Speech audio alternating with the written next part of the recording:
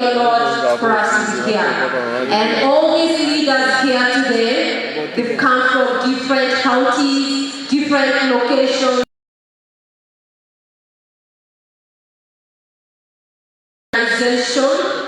And for the Kenya Youth Organization, our structure runs from the ward to the sub-county to the county level.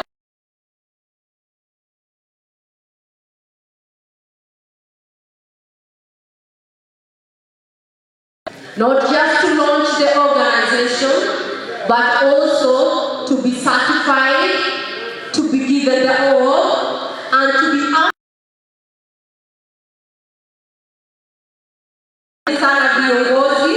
right about now. I'd love to take this opportunity to welcome the man of God who is going to speak a word to us, a word of hope.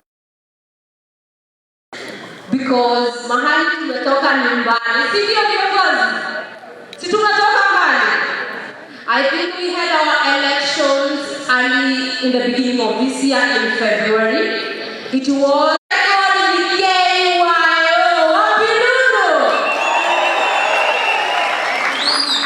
viongozi ambao wamekuwa elected online. Na kwa sababu gani? Kwa sababu tunataka policing, tunataka viongozi katika mitandao yetu. Kwa sababu we are in a digital era where 80% of the world is using internet. And we cannot be in the internet without leaders. Na hao viongozi ni nini? Nipigieni makofi. I would love to invite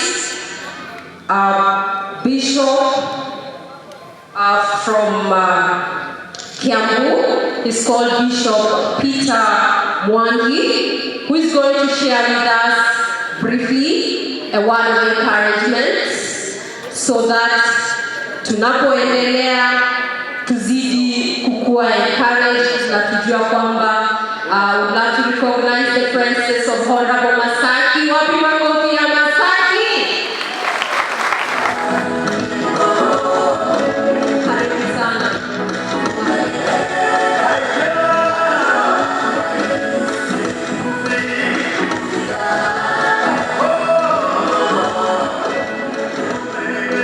Bwana asifiwe.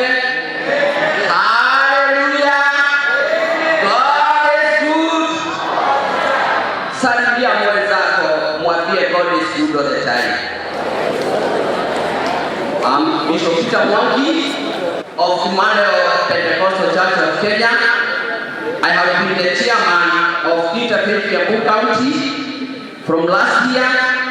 Na nimeuona mkono wa Bwana ameniokoa this morning. Na ninajua Bwana atatenda mema kwa wananchi wetu tunawapenda. Ningetaka tusimame dakika moja tuseme wananchi ni baraka. Usalimie mwenzako ukisimama mwambie yuti ni baraka. Yuti ni baraka. Yuti ni baraka. Yuti ni baraka. Yuti ni baraka. Ni baraka. Yuti ni baraka. Yuti ni baraka. Yuti ni baraka. Yuti ni baraka. Baraka.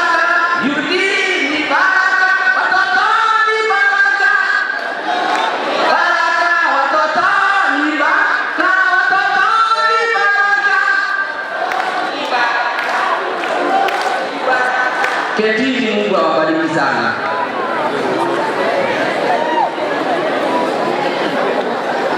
We are going to read the word of God in the book of Revelation, chapter 3, verse 8. These are letters that are written to the church of Philadelphia. And the Bible says, I know your deeds. See, I have placed before you an open door that no one can shut. I know that you have a little strength, yet you have kept my word and have not denied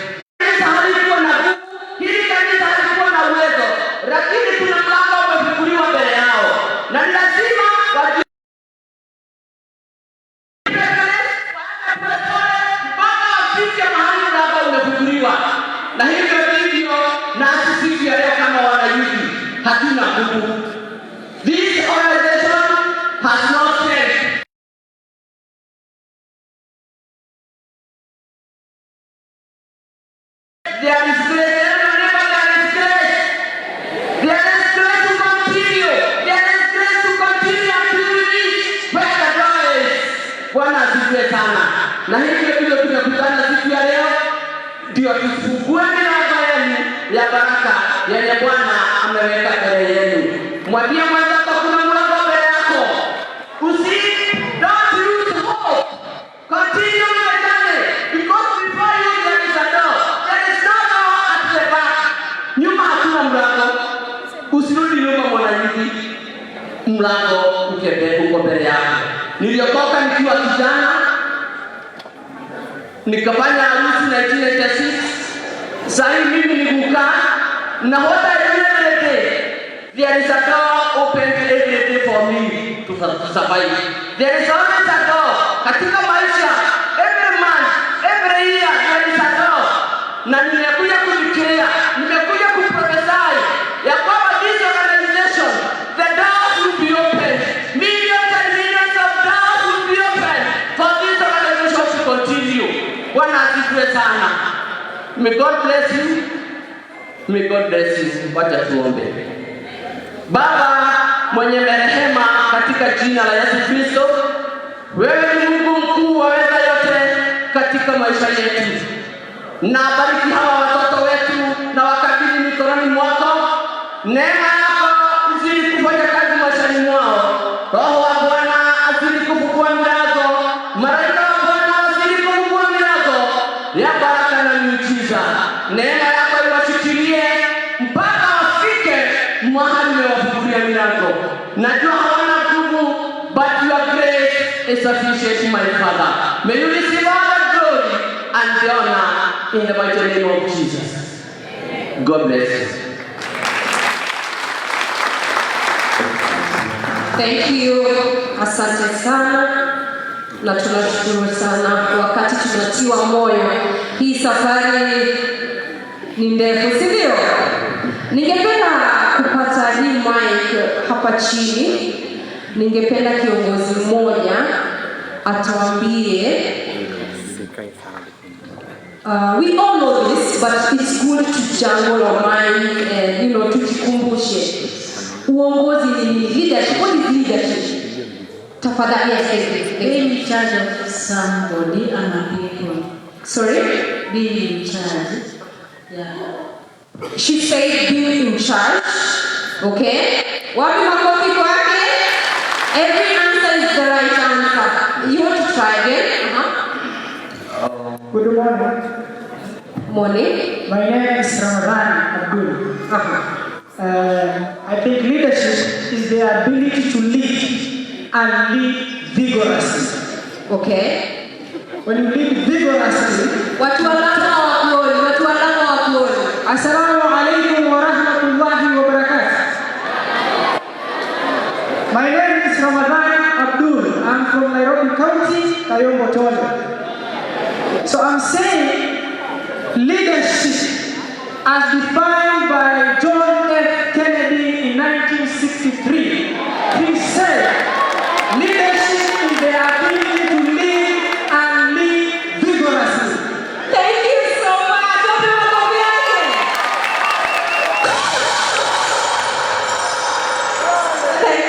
Thank you so much. Thank you so much, Bishop Peter Mwangi. That was so inspiring and we are so blessed. I would love also to take this opportunity.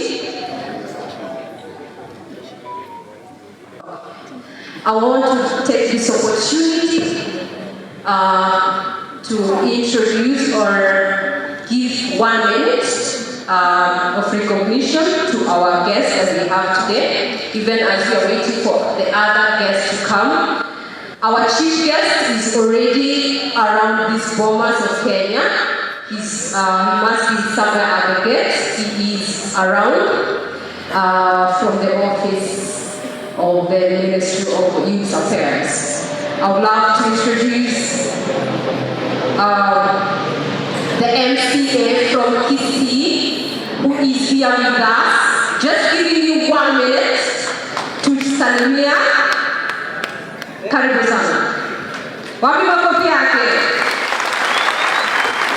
Watu wa Kisii, watu wa Kisii wapendao, watu wa Kisii, mmekuja kutoka na MC wenu.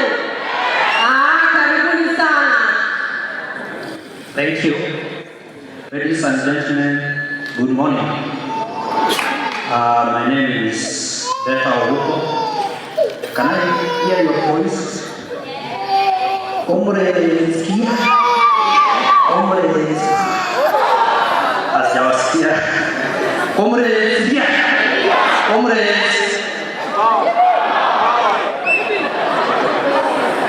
Yeah, I just want to take a minute.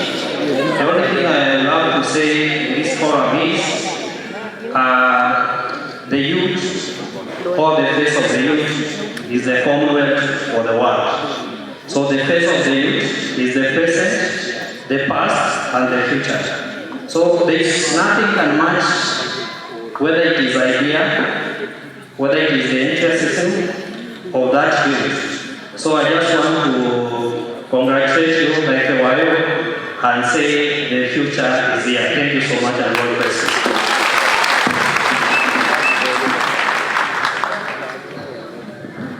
Thank you so much. Thank you so much. And also, I would love to recognize the senior counsel who is here with us. He will be the one in charge of the all of today. So, karibu sana, our senior counsel of the day. I would love also to recognize and give this particular chance to the man of God, all the way from the USA. We have the minister, Nathaniel Jordan, from the Ministry of Wellness in the United States of America, all the way to come and see us and be with us today.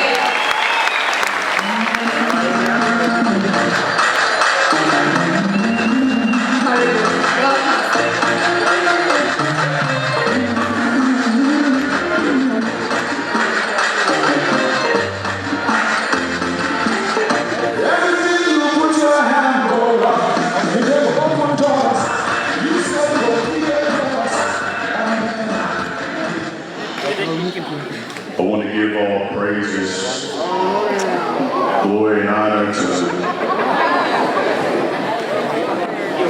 my voice gets that reaction all the time.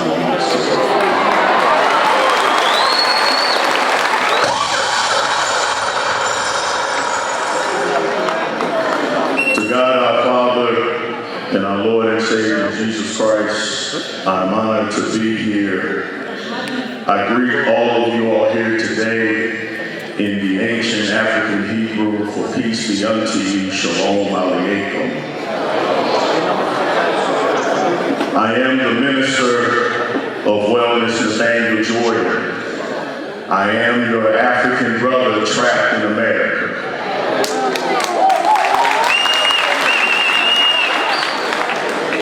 When I came out of high school, I served my country as the United States Marines, and then shortly after, I did 7 years as a police officer for St. Louis City, where I was born in Missouri, USA.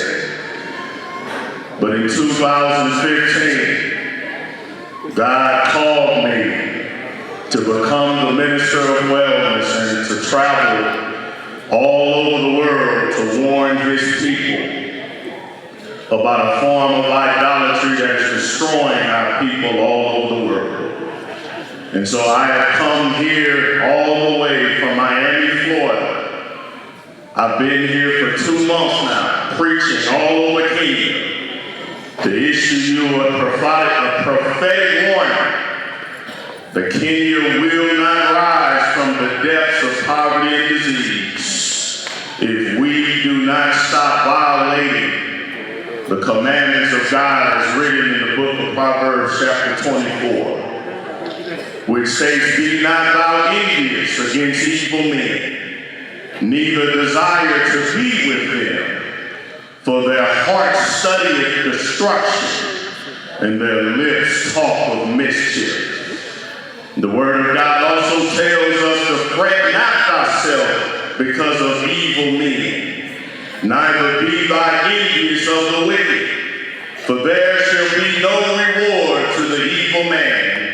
The candle of the wicked shall be put out. Brothers and sisters, young people, Satan is using the witchcraft of American food, American TV, American hip-hop, American media, American drugs, American chemicals to destroy the morals of the youth of Kenya. And I beg you today, my young African warriors, to not let that happen, because the entire world is depending on Kenya to rise again.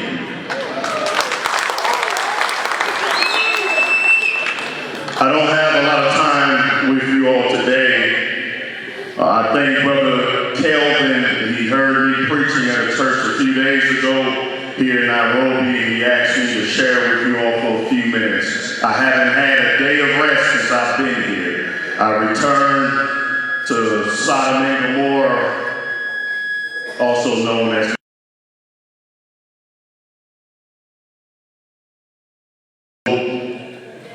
I do have this Sunday and Monday available because I have so much to share with you all that I'm not able to do today.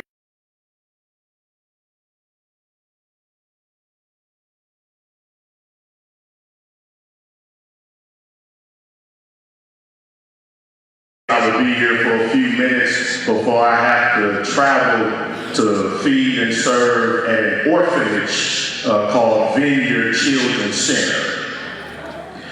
Here is the dream.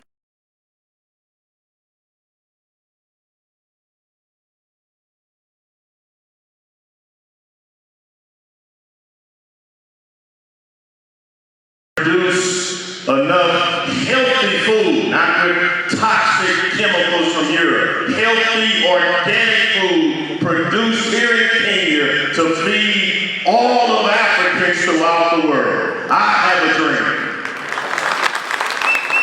that African people, that we will return to a rich, decent, respectful culture reflected clothing. I have a dream that one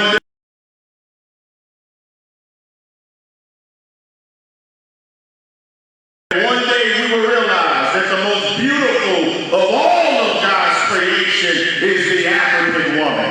I have a dream that we will put aside our petty differences and come together as an African family to defeat the satanic forces of America and Europe that hate our people and are seeking to destroy our people. I have a dream that Africa will rise again. So my brothers and sisters, Africa, rise again. Rise, Africa, rise. Rise, Africa, rise. Rise, Africa, rise. God bless you all.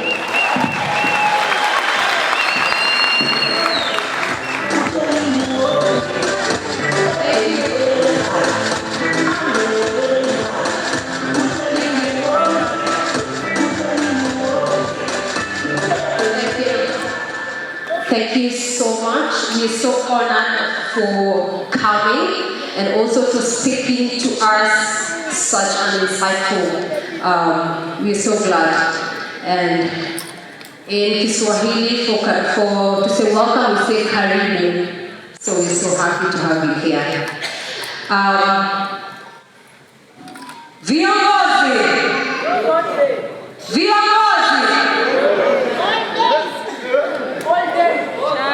Water! Okay. Water! All right. Coast region. Where are you? Number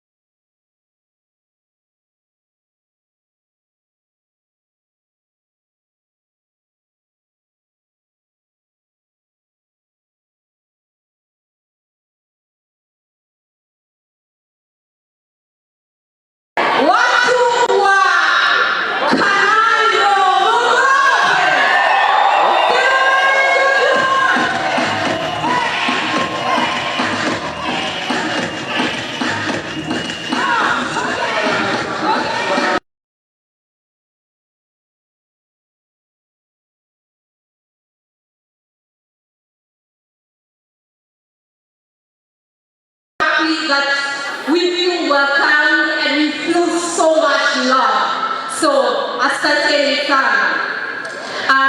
Right about now, I'd love to give this opportunity.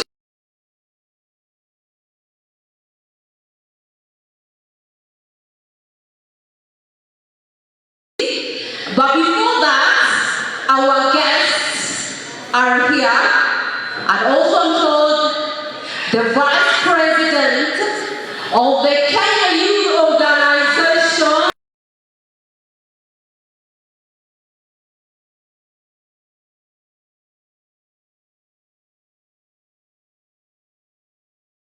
Kwa makofi, kwa time. Where is the VP? Where is she? I'm told she's stepping.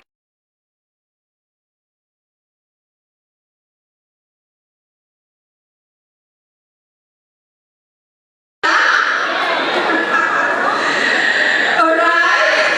And as she come in, I would like to give this opportunity to the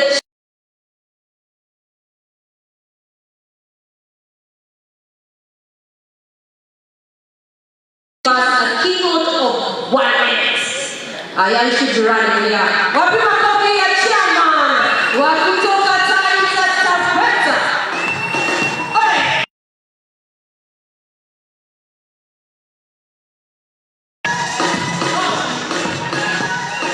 Yeah, even as it comes, the Vice President of the Kenya Youth Organization is here. She is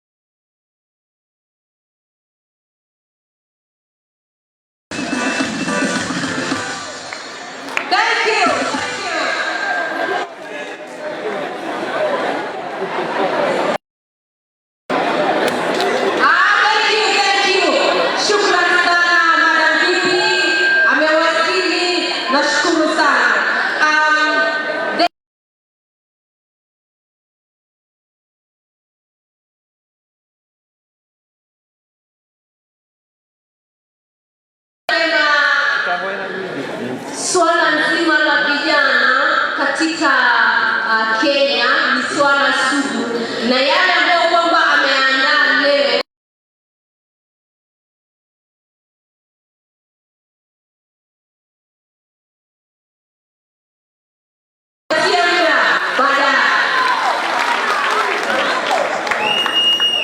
Thank you. Na ni kweli. We have Ramadan Abdul.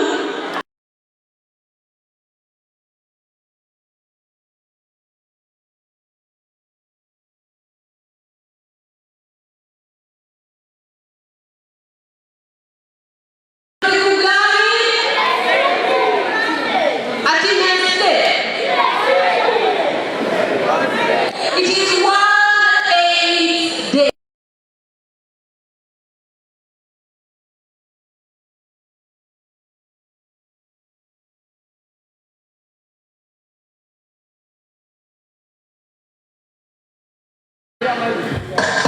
What is the meaning of the day?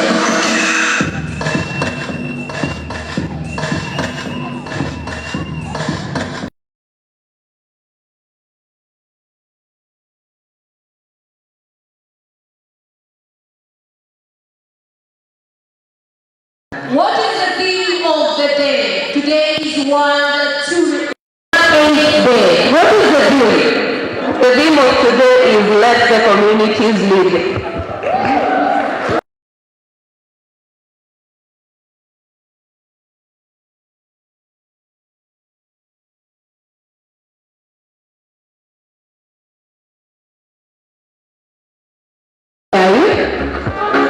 Where are you?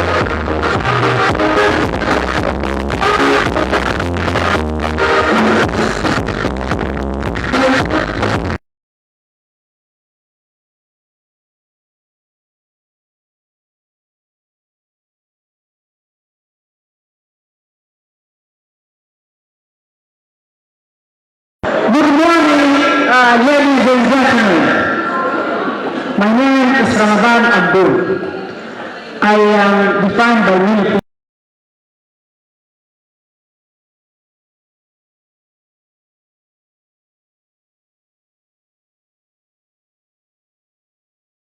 a representation, kind of a poet, kind of a keynote speech. So this one, everyone will have to take it. So, we shall pay any price.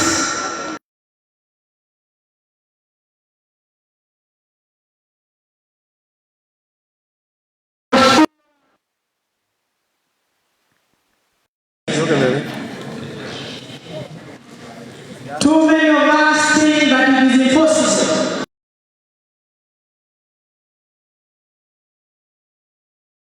Defeated to live.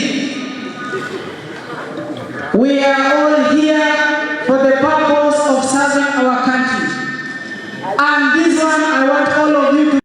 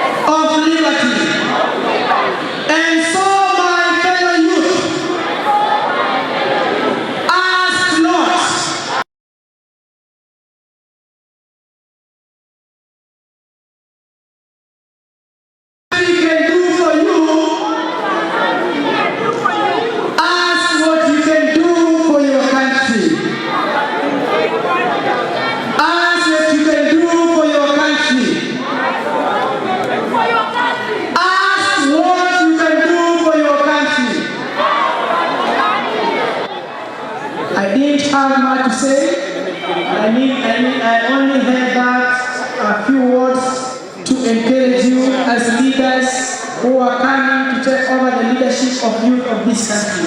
Thank you so much. Thank you so much, Ramadan Abdul. Thank you so much.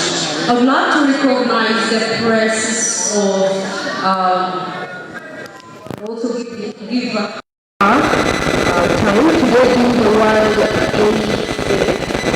We have the vice chair of the NACADA with us today, and it is a she, okay? What a clap, give me a clap. It's a she's called Madhu. I want to give him this opportunity. Even as she comes here, I'm told the president of the Kenya Youth Organization is just about to step in this building.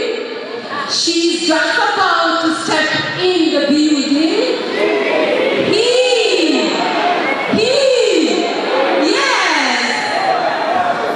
Yeah, he's about to come in.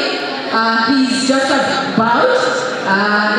The VP is going to pick him, and also our chief guest is already here. So he's just about a time right now. The president of the Kenya Youth Organization, even as they come, I would like to give this mic to Ms. Madhu from NACADA to come and give us an insight of the day today for a minute. Karibu sana. Welcome. Welcome, madam. Thank you so much. Afternoon or morning? Good morning, everybody. My name is Angeli Matho, Vice Chair NACADA Board of Directors. Sisi ndio tunapiganaga na ulevi na dawa za kulevya, TAU, madre zote. I'd like to thank you for coming together and forming this very important organization that actually that goes from the national level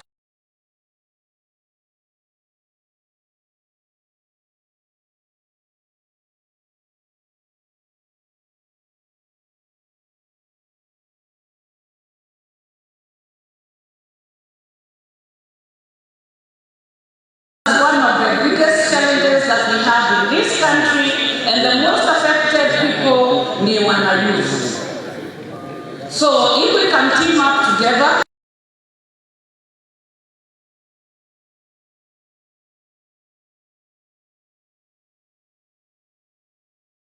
responsibility.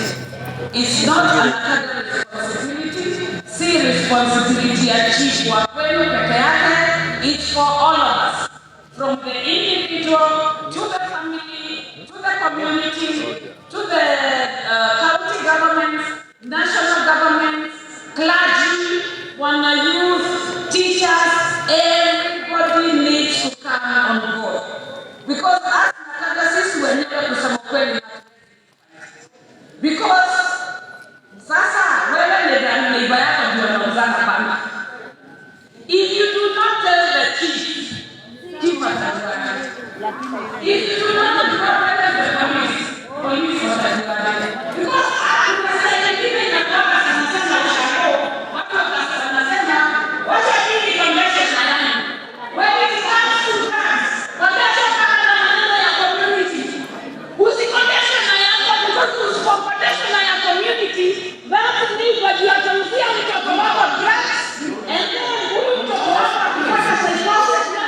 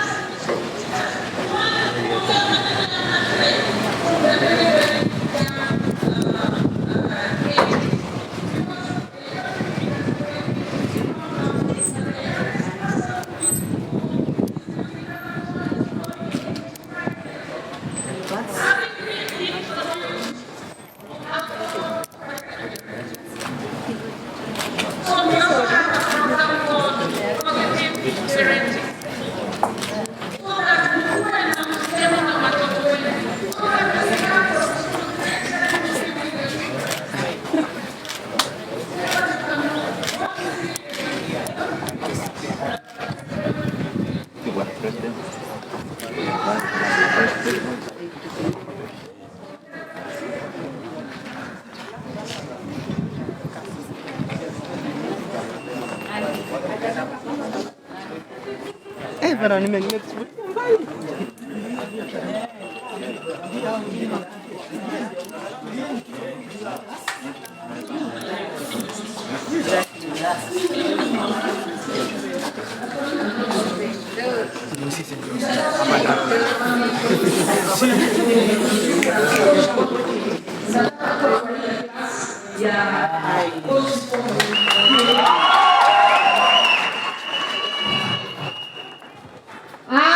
the president of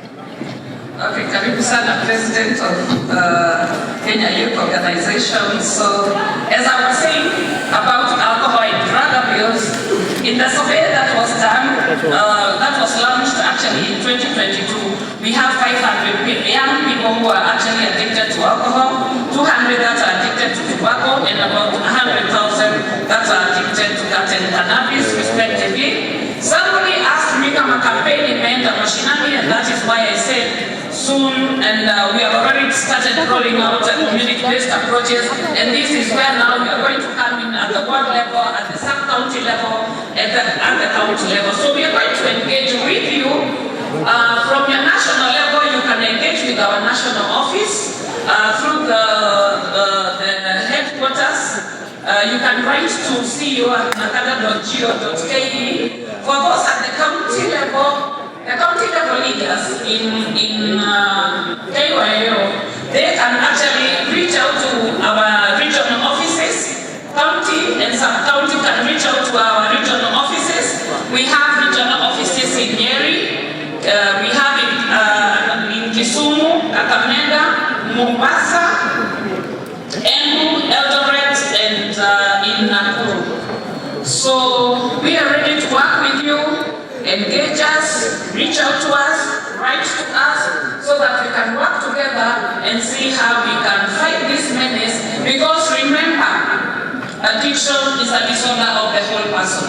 The moment you get addicted, it affects you holistically, psychologically, emotionally, physically, socially, economically, and spiritually. So actually you become a shadow of your former self. It is a family disease whereby when you have one addict in the family, the entire family is affected. So it's cheaper to prevent alcohol and drug abuse rather than to treat. Treatment is very, very expensive. So let us say no to drugs and yes to life. Tusale madre form ni kureform. Asante sana.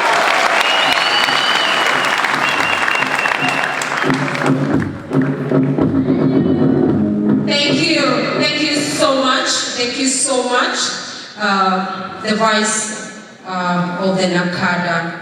And the President is already here, and actually he's speaking the guest of our guest of honor today. But before they come in, I would love to recognize the M's. I want to recognize Mr. Emmanuel Kimanzi.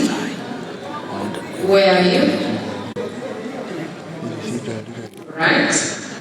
I would also love to recognize. I'm told from we have a person from the security manager, Kenya Pipeline, Mr. Barnabas Onyancha.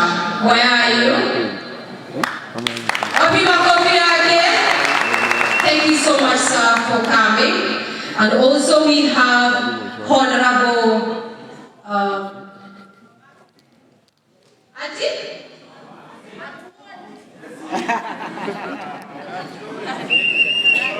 You want to see that, G? Also to recognize from the Rakanivi County, we have NACADA, from all the organizations from the government. These are the leaders that we contacted.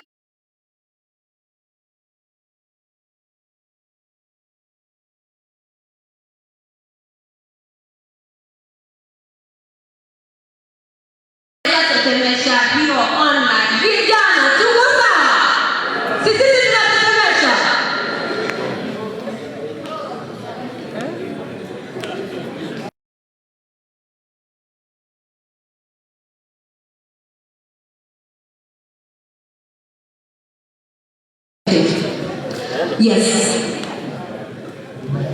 I would love to give this opportunity before he leaves, because he's rushing somewhere, to Honorable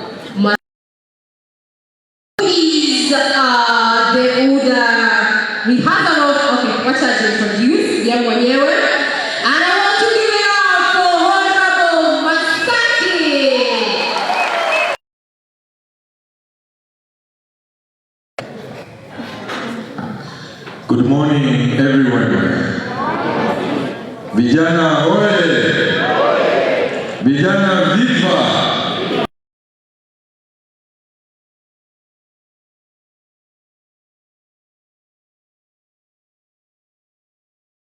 Democratic Alliance Party. I'm also the president of the East African Parliament, and also I run my own foundation by the name Masaki Foundation. So I'm very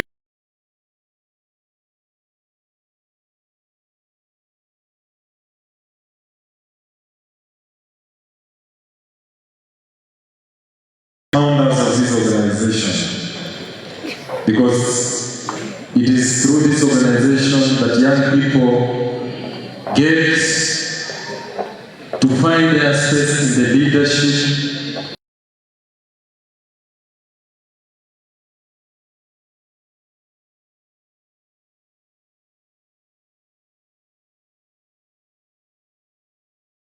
who are on the right path. And this organization is on the right path, considering that we've had this invitation through the Welcome, the Secretary.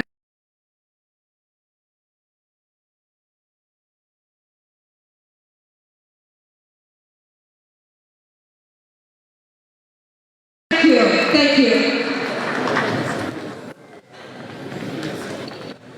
Thank you. Karibu sana Bwana Raymond.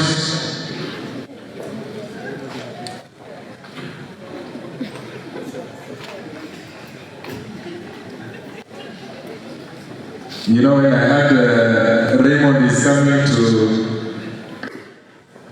on behalf of Waziri, I was, we must be able to break barriers as young people in the youth.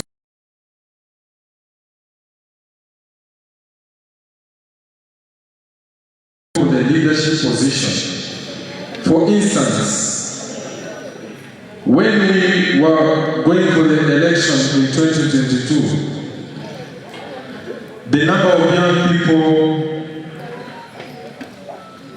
who were elected on elected position does not match with the population of young people who are on the voting block. Majority of them have not raised the occasion to go for this elective position.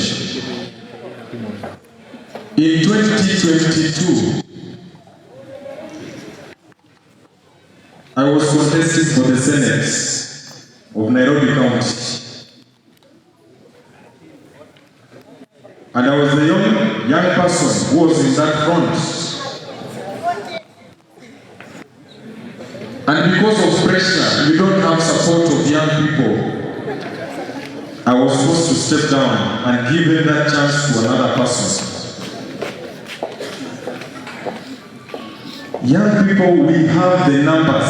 If today the Kenya Youth Organization, the way you organize, and you say you want to have a presidential candidate,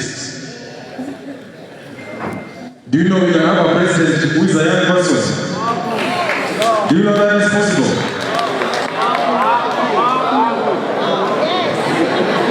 Do you know that is possible? The reality is, as young people, we must wake up from our comfort zone. Be ready to seek elected position. You can't be saying change is not here, or you are going to change this country when you don't go for this elected position.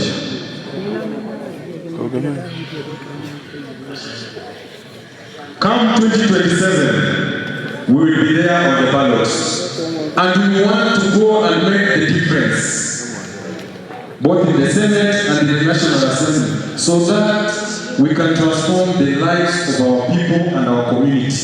There is no way we will sit back and relax. This is a journey that we decided we will move forward, regardless of our party affiliation. Whether you are in the opposition, whether you are in the government, you should be able to go for this leadership position that will be able to transform your community from wherever you are. Whether you are from Nyanza, from the coast, from the eastern, from the Nyanza, you should be able to go for these positions. Come 2027, and you have the right path. Through the Kenya Youth Organization, you have the best leadership. You have your leadership that is going to support you, and we will work with them. When it comes to the activities that you want to do, please involve us. We will work with you and we will support you. That is our commitment.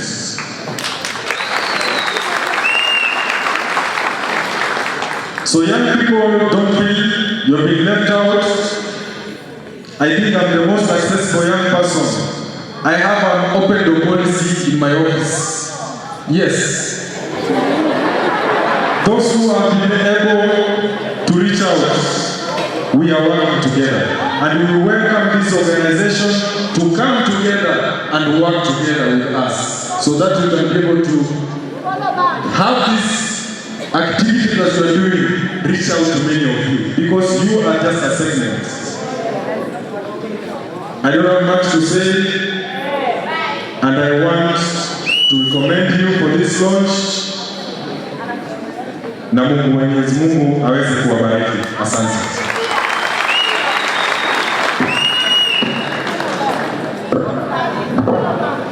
Thank you so much, Honorable Masaki. Was that a challenge for you? Are you ready for elected positions? Are you? Okay. Thank you. I would like to take this opportunity to welcome our chief guest, or the secretary, Raymond, who is going to represent the CS today. Karibu sana, feel at the right place. Right here we have, this is Kenya Youth Organization, and leaders from all over the country who are here. And we did our election early this year, from the ward level to sub-county level to county level and to NAMWAMBA. And these are the leaders that we have today. But we have more other elected leaders who didn't make to come today. And they are 16,000, right? Right? I have the figure right? Yes. But also we have those who subscribe to the Kenya Youth Organization countrywide, and they are over 1 million. There are those who vied and didn't get to the position, and there are those who believe in our mission and the vision. And we are commanding over 1 million youth in the country. And this is a safe space for the youth, for those who are in the leadership or looking forward for leadership, to exercise and to lead. And that was said, we're going to have 2 minutes of entertainment from our guest artists before we get to the next official, according to our program. Before I hand the mic to the Vice President of the Kenya Youth Organization, we're going to have Boss MOG. Boss MOG, wapi makofi yake? DJ.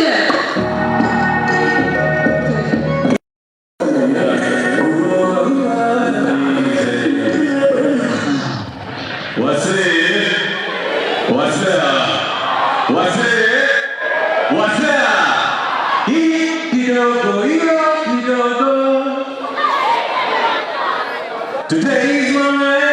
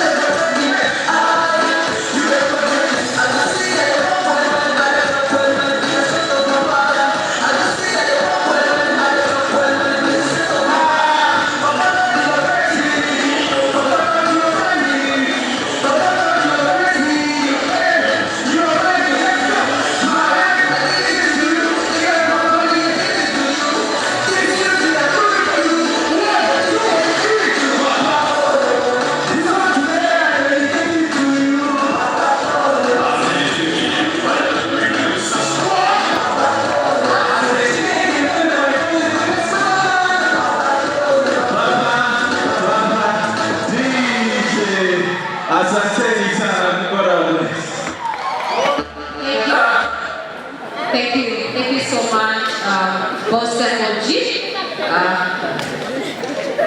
Tunaenda vizuri. Right and about now, I'd love to give this opportunity to the fellow MC, Miss MC Koigi.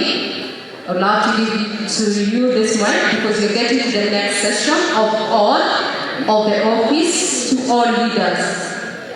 Unajua hii ndio place watu wanapishwa, si ndio? Mko tayari? Mko tayari?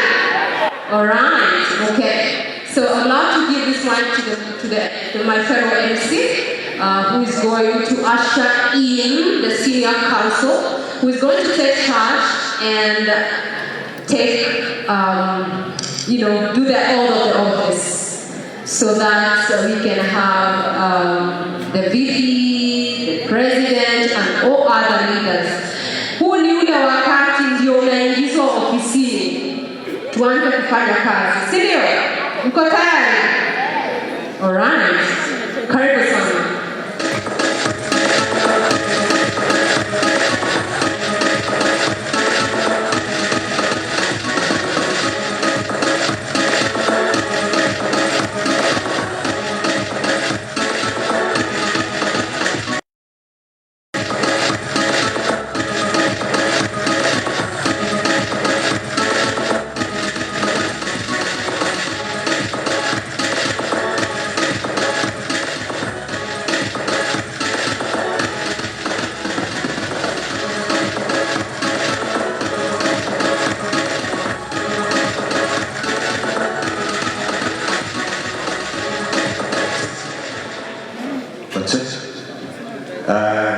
Ladies and gentlemen, on the protocols observed, leaders present, and all the organizers of the KYO, I don't want to take much of your time because I understand there are people who are in this hall even early before the time indicated in the program, is it?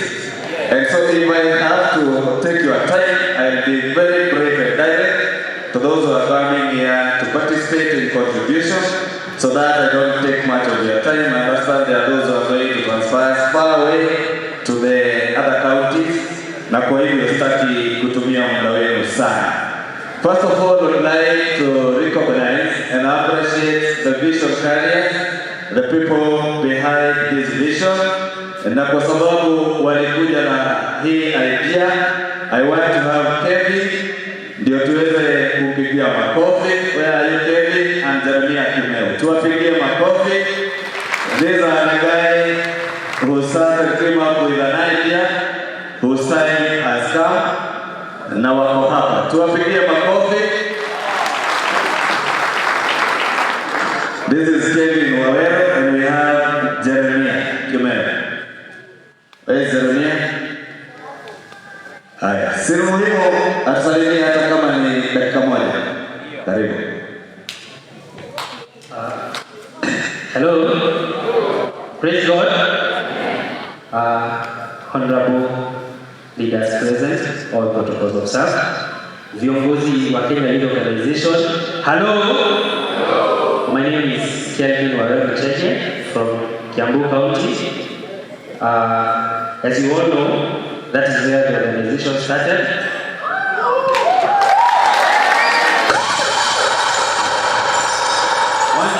One thing I'd love to say is that the Kenya Youth Organization is an organization that has young people who are ambitious. We all accepted what was brought on the table as an idea.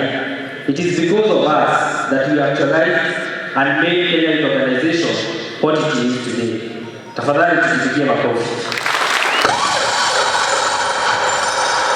Today is not just a special day for the organization, for the vision carriers, for the elected leaders, or for the visitors present. It is a special day for the youth of Kenya. Reason being, we come from all areas, from the very farthest corners of this country. And it is because of that we live to actualize the dream. I don't have much to say, I just want to pray that the unity this organization has up to now, may it live, may we dream of greater programs in the Kenya organization that are not only going to benefit us as the members, but also benefit our youth back at home. Hello? It is not just about us, but also about the youth back at home. Thank you very much, and may our good Lord bless you. Asante. Asante sana Kevin. We have Anita from Parliament. Kindly proceed to the podium and make some remarks. We have a guy by the name Anita to come and very brief as you make your remarks. Na mwenye gari KCX 225 aina ya Probox, enda utoe gari na nimeweka.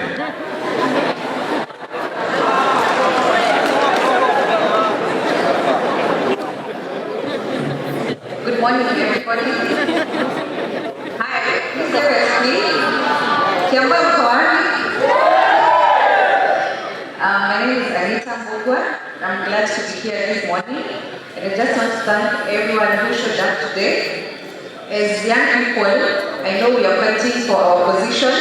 I know it's never easy, especially if you don't know anyone. I want to present our secretary. Okay, so as young people, I'm sure we have a lot of challenges, especially when it comes to positions. All of us are struggling. And I'm happy today that we have our president, and I'm sure we're going to lead this team in the right way. You're going to fight for us, and we are behind you. And I'm so glad that our deputy president is a lady. And everybody who showed up this morning, God bless you. And just know you have the support from all of us in the National Assembly, from the other government offices. Usiogope. Sawa. God bless you. And I want to acknowledge some greetings from a guy who has been supporting us in Kiamba. Mr. Raymond Kuria. So we want to appreciate him. He supports us so much. And also our MP and all the other leaders from the other region. May God bless you and we wish you well.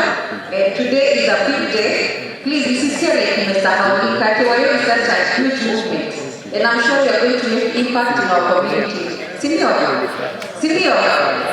To change community safety. Let me tell you, the minute you get these certificates today, everything will be different. So God bless you. Now I sana and we hope to see you around. Thank you.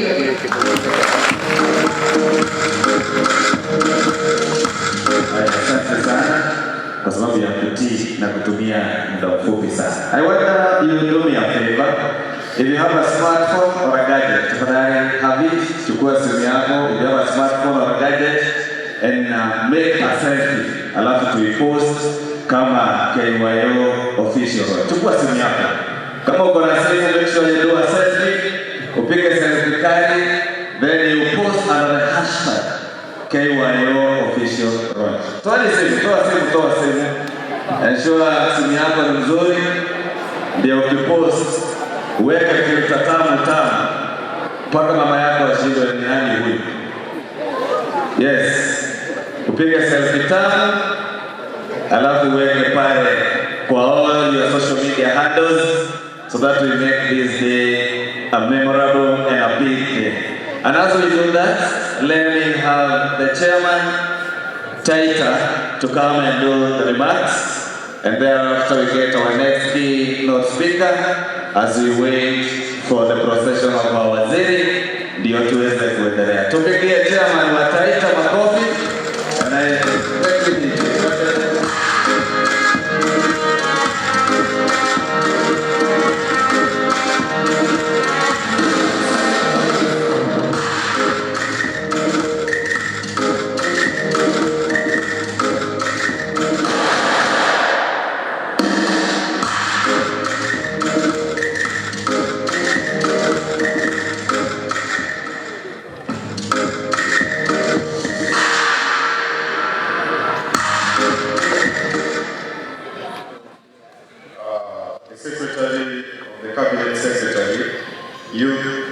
Sport Affairs, Honorable Raymond Representative, Honorable ABABU NAMWAMBA, the KYO National Leader, ladies and gentlemen, good morning. Good morning.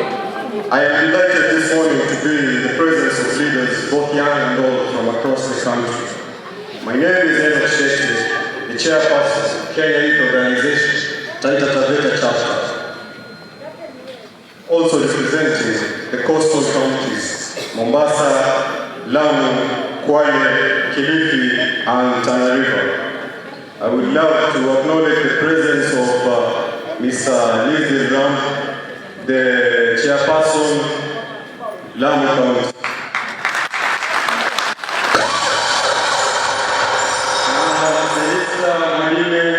Kwale County.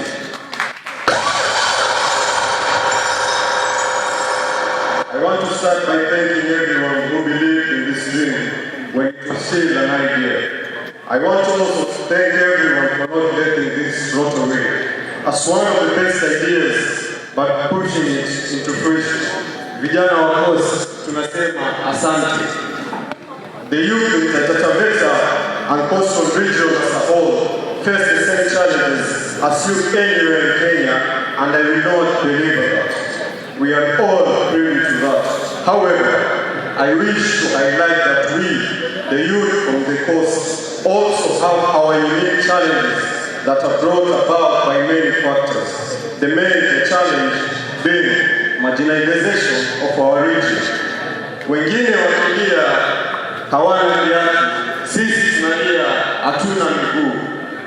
We continue to have high illiteracy levels. Drug abuse is rampant than anywhere else in the country, and the level of unemployment has started. Ladies and gentlemen, these problems are not invincible, and if the youth as a faction and stakeholders join hands to identify and come up with the solutions, then they can easily be solved, or at the very least, be mitigated. It is, however, one thing to say and another thing to implement. The greatest impediment in this case being the inclusion of youth voices in coming up with the solutions to these problems. I wish to reiterate that the problems facing the youth cannot be solved without the inclusion of the youth. The youth are continually being used to satisfy a quota. We are called to meetings in companies, organizations, and even back in the villages. But with our mouths set, some people brand themselves as inclusive. We are never really given the chance to air out our opinions and propose solutions to the problems facing this country. The youth are capable drivers of change, and the push for the climate reforms is the best example for that. Mombasa imezama, Taita kunafurika, mtotano na mazoea ya kulowesha wakazi wa Tana River, na yote haya ni madhara ya tabia nchi. In the wake of COP28, we can all agree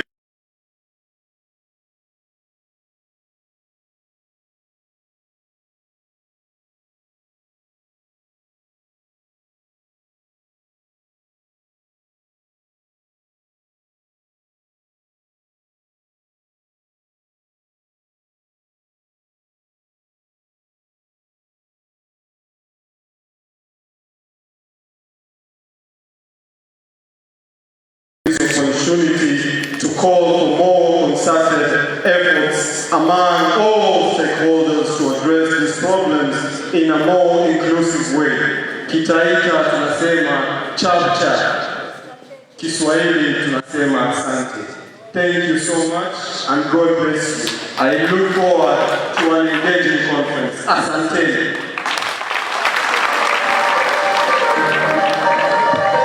Asante sana, Chairman, all the way from Taita Taveta. Now we'd love to have the partners who have partnered with this event. We have the Coptic Hospital and also the Don't Take Investment for a half a minute each. starting from the Coptic Hospital and the Toltec Investment, and thereafter we have Kirinyaga MCA to come and do the remarks. Very good, giving each a minute. So let's start with Toltec and Coptic, then thereafter we have the Kirinyaga MCA to come and do a very brief remarks on regarding KYO. If the partners are ready, for that let me have them on stage to come and present the remarks as partners of this event. Coptic and Toltec University. Where are you?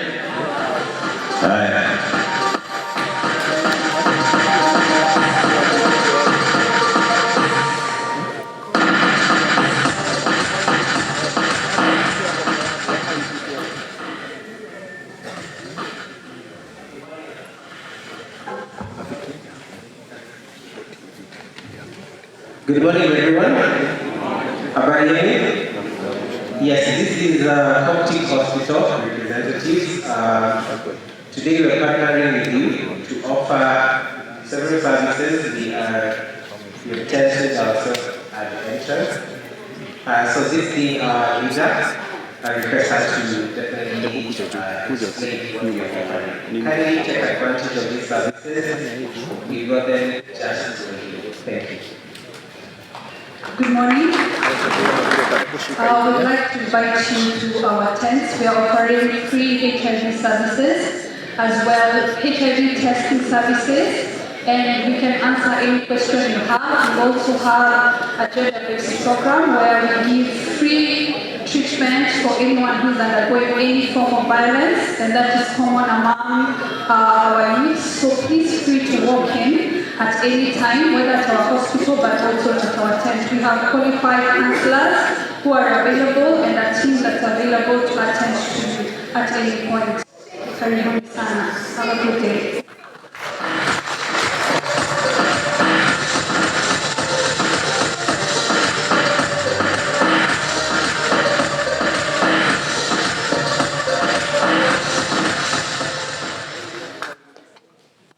All the protocols observed on behalf of Donor Social Solutions, we are bringing greetings from Wasilishu County in the city of Wasilishu. Jana hoye! Jana mpo! Our company is bringing a rich online environment. We appreciate the level of networking that we will be doing, starting from the national.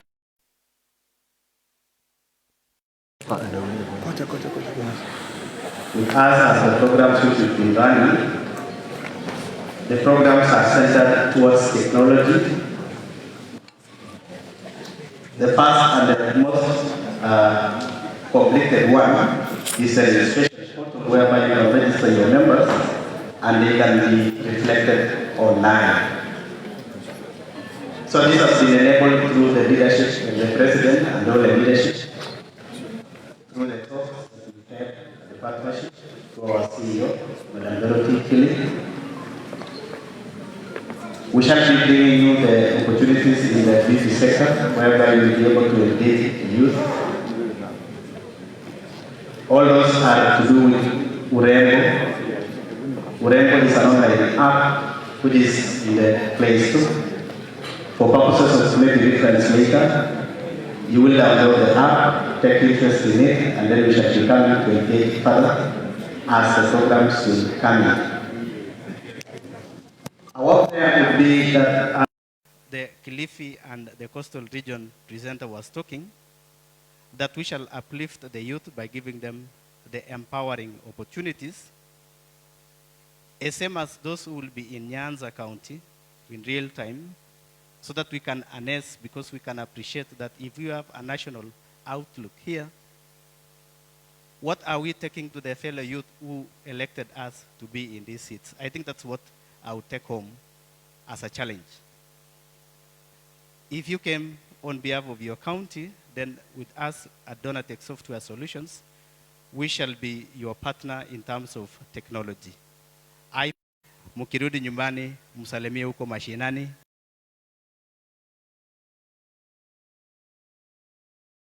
Hapa ni mwana youth mwenzenu, natoka Uasin Gishu County, naitwa Alan. Alan ndio Managing Director wa Donatech Software Solutions. Shukran, muwe na siku njema. Asante sana.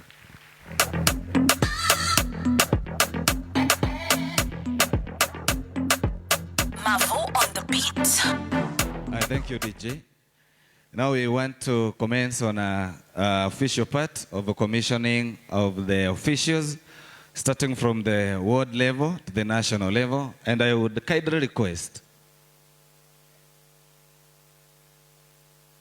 before we have the Donatech Entertainment ndio waweze kukuja, ningewaomba kwa heshima kuu, na naomba kama unapata nafasi ya kiti mbele yako, kindly let's occupy that seat. Na waomba kwa heshima, DJ tupatie wimbo, na readers wenye wako hapa, if there is a seat before you, kindly occupy that seat. Na naomba kwa heshima kuu, tafadhali DJ tupatie wimbo as these readers occupy the seat before them. DJ.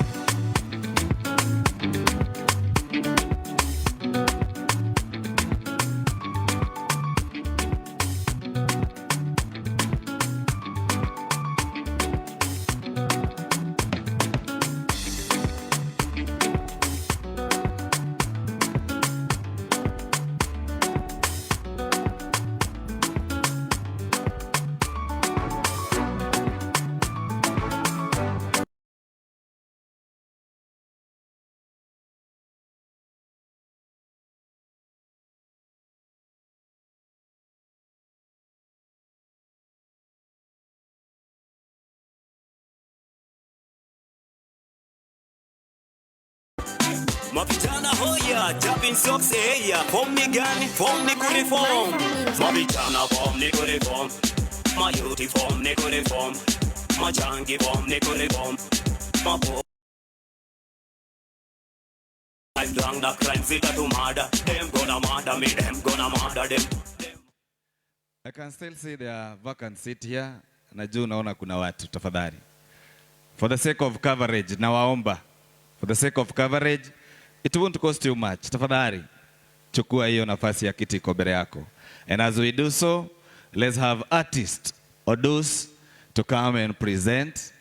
Ndio muweze kuchukua hizo nafasi zilizo hapo mbele yenu. Tafadhali, it won't cost you much. Kutii ni bora kuliko dhabihu. Tafadhali, let's get into those vacant seats as we usher in the stage or those to come and do the presentation. DJ. Sanya wakakatwa, wengine walichotwa na dai wakaukata, hata demu wamededi na ukedi. Nadia msocks nilikata jokes, kuwa sex bila socks. Jona eza trust Jackie, wati siwezi kuoshwa ka alima ako salama. Mavijana form ni uniform, my uniform ni uniform, my jangi form ni uniform, my boko form ni uniform. To sport form, ST, I've done the crime, zita to murder. Them gonna murder me, them gonna murder them. Them murder me sister, them murder you brother. Them a murder. Deeply, pop, uptown, downtown, my youth walk go down. East London, Park, West, my youth, Wameji West. Some of them, near time, so them, na madam. But the one at time, so when the Kusaka is some of them. So one of English, apply, then boss come and murder them, pop, Yeah. Mavijana, mayengs, naona sisi wote ni mayouth hapa.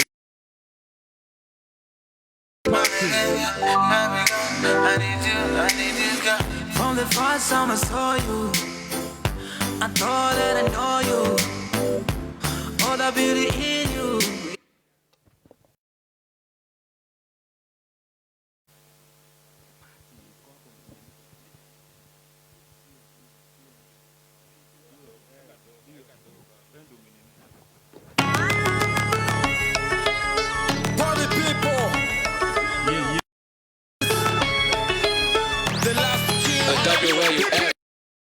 Wapi situpare, machali wako wapi situpare, wababa wako wapi situpare, madem wako wapi situpare, Machali wako wapi situpare. Listen, they call me Steven, lakini kauna speedy usimendi nite Steve. I'm not stingy, sometimes me will give. Mademo wananipenda ja vitu nime-achieve. I'm not a fool though, sina tafujo. Leo ni kupati, mtajua kumekujo. Nilizaliwa leo bro, siendi job leo jo. Nimekaona leo bro, lazima nipate, lazima nipate, lazima nipare. Nimezaliwa leo bro, siendi job leo jo. Nimekaona leo bro, lazima nipate, lazima nipate, lazima nipare. Madem wako wapi situpare. Machali wako wapi situpare. Wababa wako wapi situpare. Mwangalie, mwangalie, mwangalie jinsi anavyojidaidai. Mwangalie, mwangalie, mwangalie jinsi anavyojidaidai. Sisi kama pisi mnaondoka naye, sisi kama sisi ndo kiboko yae. Chagua unayehisi mnaendana naye, ukiweza pingi chomoka naye. Sinkanyage utanirusha roho, bend it down mwanzo weka roho. Leo paku paku tena mwendo wa roho. Gondo, mama, wenja roho. Mimi, umeniweza. Oh yeah. Yo. Swahili. Regime baby. Regime baby. Listen to this. You said you saw me on TV. I guess you wanna get to me. Sure. I see you already feeling me. I'm here now, come get me. 1, 2. Okay, you been trying for your best. I can't tell, it's on the face. I'm gone, you didn't fail. That's what you want, you're gonna get. Don't forget, no matter what. Sugar. Oh no, no, no. Sugar, sugar. Baby, just do it. Sugar. Oh no, no, no. Sugar, sugar. Baby, just do it. Sugar. Oh no, no, no. Sugar, sugar. Baby, just do it. Sugar. Oh no, no, no. Sugar, sugar. Baby, just do it. I thought you wanna sing with me. I thought you wanna wine for me. I see you need a bond with me. So baby, come rock with me. I had, you got a swag, you got a style, you got the guts, you got the cash. You need this, you need that, you will do this, you will do that. Check out. Oh no, no, no. Baby, just do it. Oh no, no, no. Baby, just do it.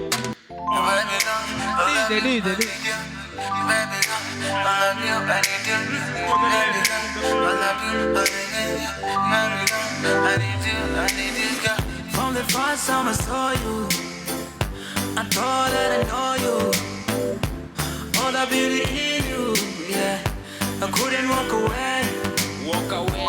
Kwanza toto unakaa fiti, look good. Kukulenga pia ni tricky. Unapopita wako like techie. Uko real, hakuna kufake. Baby girl, I love you. I love you. Baby girl, I need you. Hey. Oh baby girl, I want you. want you. Baby girl, I love you. I love you. Baby girl, I need you. I need you. Oh baby girl, I want you. I want you. I think I'm Jenny Cheki Nikki cry like this. Story yote nitawatel cause hatuna beef. But please wasiri Jones tell what they. Kuna binti flani sanafanya mina cheese. Na mwaza hadi morning siget to singiz. Amefanya kili yangu jina go to biz. Hadi mtaani washanza kunita cheese. Sete new cheki venye bezi mtoka late. Na mwaza huyo tu wengine na forget. Sometimes me dream kame ni chapaki date. Na mpeleka motel tunomisha na makek. Kize kushtukia na get ni muma blanket. Acha kucheka na mina teseka. Niki mget ita feel better. Wapigieni makofi tafadhali. Wapigieni makofi tafadhali. Wapigieni makofi tafadhali. Thank you for having us. The regime. Wapigieni makofi tafadhali. Sisi si wote tunaweza imba, si ni kweli? Si ni kweli? Lakini tunaweza piga makofi sisi wote. Piga makofi. Subaru ya Mambaru. Subaru ya Mambaru. DJ nipatie hiyo kwanza. Subaru ya Mambaru imekam na ime. Subaru ya Mambaru imekam na ime. Sa DJ nipe Subaru ya Mambaru. Simama tafadhali, simama kidogo. Usipochangamka ni nini? Cheza. Twende hapa. Hey. Watu wa Murang'a tafadhali.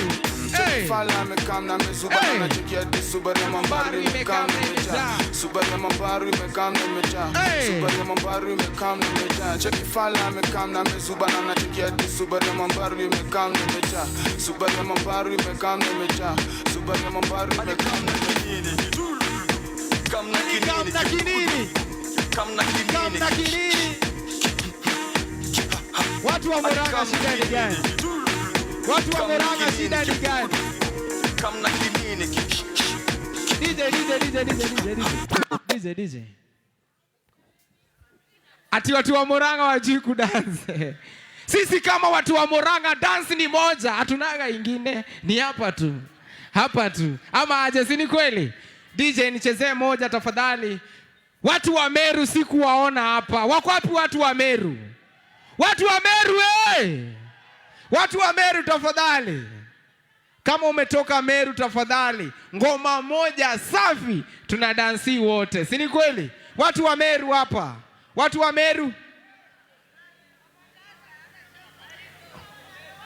Si msimame tafadhali. Watu wa Meru tafadhali.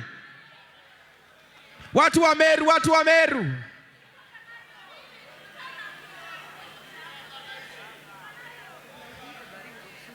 Watu wa Meru, Baringo bado sijawaona, Mandera sijasikia, Marsabit sijasikia, wapi kwingine? Karachuonyo sijasikia.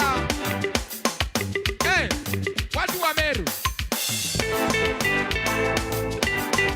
Watu wa Meru tafadhali, stage ni yenu. Okankuinye monyanya, okankuinye otekauge otera inagwa kanyere, kainagwa ane mwene kanyere, kainagwa Centro dance ni moja tu, dance ni moja.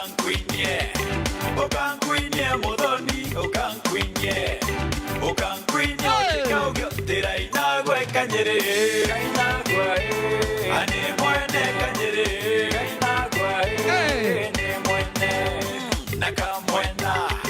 nakamwena emodoni nakamwena otekauge otera inagwa kanyere, kainagwa ane mwene kanyere, ane mwene nakaukange monyanya nakaukange otekauge otera inagwa kanyere, kainagwa ane mwene kanyere, kainagwa wanakuja mpaka na chapa wewe. Twende chini modoni, twende chini otekauge otera inagwa kanyere, kainagwa ane mwene kanyere, kainagwa ane mwene.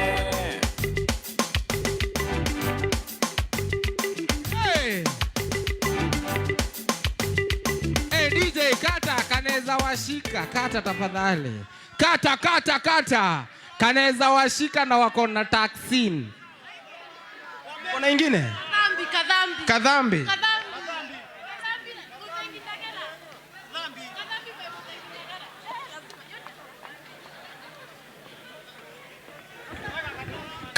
Kadhambi. After hapo tunaita Wakikuyu wote hapa mbele. Si ni kweli? Wanafuatwa na Waluya wote hapa. Si ni kweli? Wanafuatwa na watu wa Mandera. Unajua nani Mandera? Unajua Kenya we have regions and we have counties. How many regions do we have in Kenya? 8 regions. How many regions do we have in Kenya?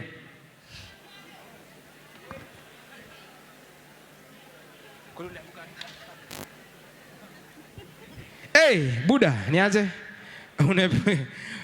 Usikuwa umefunga ndevu. Masomo kidogo. How many regions do we have in Kenya? 8. 8 regions. Ni kweli. Which one do you present? Nyeri.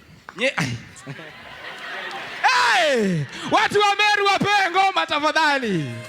Nilikuambia sisi ni wale walianguka mpaka Sunday school. Sawa? Cheza DJ.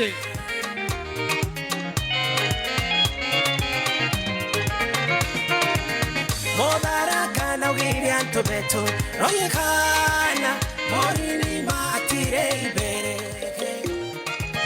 Na yarwano yoraga na rwano Baratwera Borijero yorage chonawaha Morini matire ibere Amefanya rehearsal. Hawa walikuwa mpaka class. Watu wa Meru.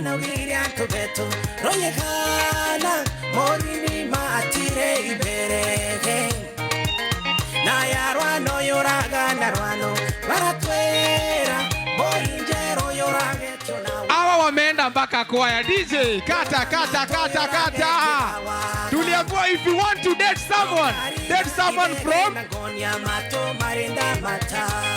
Ani hata ujitambui. How many regions do we have in Kenya? How many regions do we have in Kenya? Which region do you present? Kiambu. Niliwaambia kuna watu tunaendea school fees. Yako tunaendea Monday. God is good. God is good. Niliambiwa watu wanavaga suti ndio wamesoma kuliko watu wa t-shirt. Si ni kweli? Kama uko next time mtu amevaa suti nionyeshe. Ndo huyu wala. Habari yako? Boss. Simama kidogo. Yako ni suit ama ni broken suit?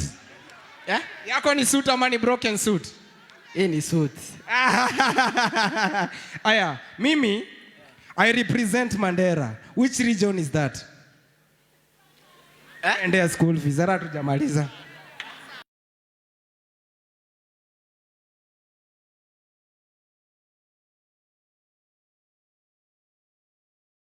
Good. Habari yako? Unakaa vizuri? Kuna shamba nataka, iko? Iko, amesema shamba iko. I am from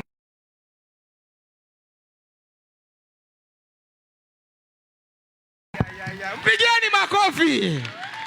Niko na bosi yangu hapa ametoka Komarok. Habari yako mdosi? Mzuri sana. Uko vipi? Niko poa. Swali moja. Yes. I am from Tharaka-Nithi. Which region is that? Mbona mna Central. Mpigeni makofi.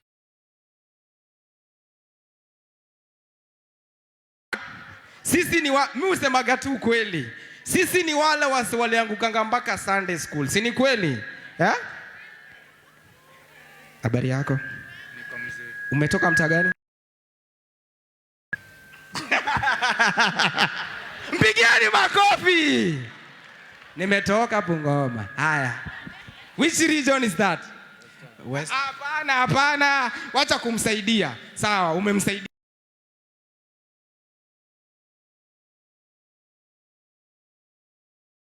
Wapi na wapi? God is good. Asante sana DJ. Asante sana. Huyo ametuentertain vizuri, si ndio? Hebu mpigie makofi ya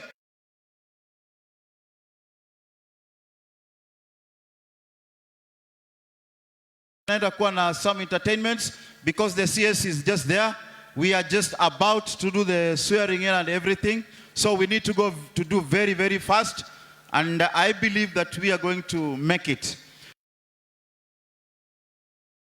Nyaga Youth to come and perform, followed by Winners Chapel Youth, MC Njagi, as we continue like that. Please just take a few minutes and then we move forward.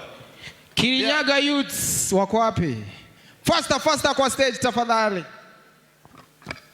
Nimeanza kuona soprano. Very fast. Followed by Winners Youth Chapel, MC Njagi. Very fast, please.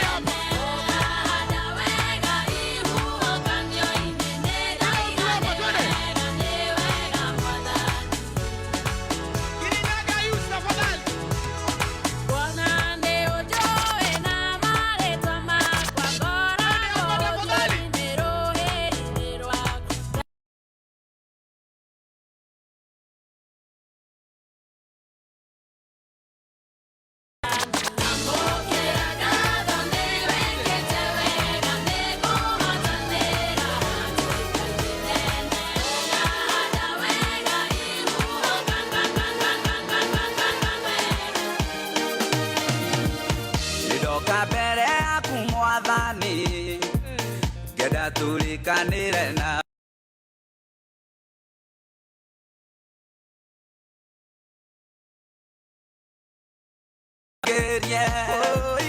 Ngai wakwa ndũnyihanyihĩrwo maya nĩ mabataro makwa maya nĩ mabataro makwa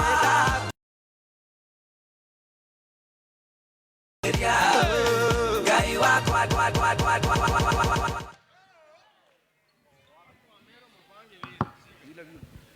Avai.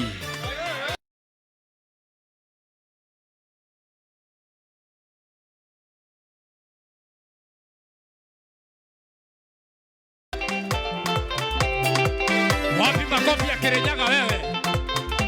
Haya twende. Nderea marinire firiri ndandera inire kunangika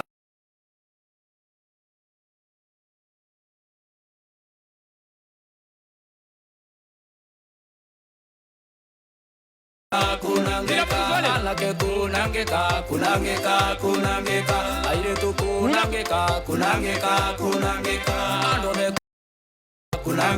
kunangika Shika hapa vizuri, shika hapa vizuri kiuno.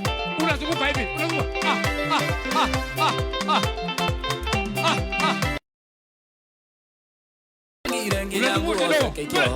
Akigoca nĩũmerutĩire na nĩkĩo ndamũtiganirie ona we wa mũgoco mũthĩ ndũrĩ hĩndĩ ũgatiganĩrio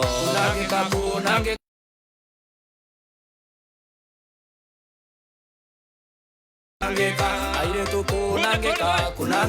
kunangĩka andũme kunangĩka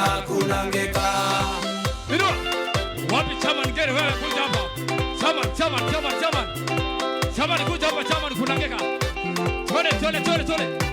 Chaman. Paulo na Sira korokoro maugire ba mogose.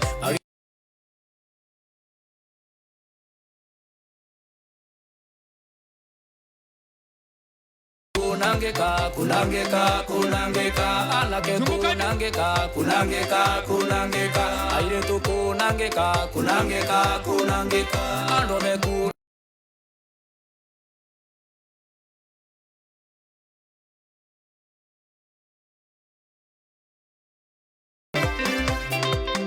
Yes. Baba ishire moedire unangeka kuonye kimogose madire unangeko tuike gito weka sako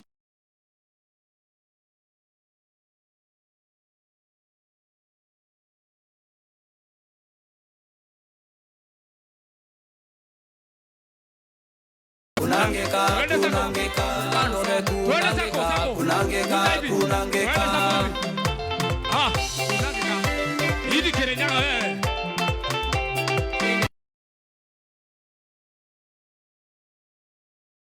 Tigaira mĩago ya thĩno ũkaitũgose Mwathani kwa Ngai nĩ gĩkeno kĩnene gĩkeno gĩtarĩ marĩhi kuma mũnini nginya mũnene reke itũmo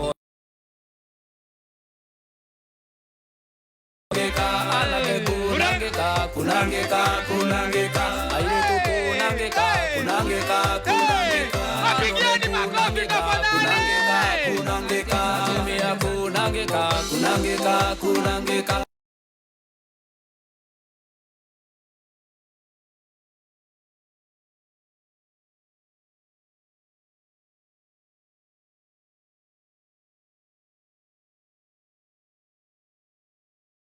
Kama wewe ni youth from Kakamega. Haya kidogo.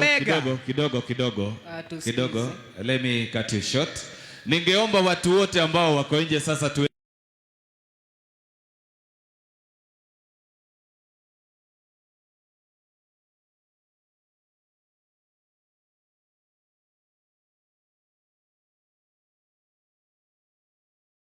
kuingia ndani na ili tuweze kuanza rasmi. Tafadhali kama uko nje, may you get back to your seat. And now we have the procession of our CS ndio tuweze kuanza.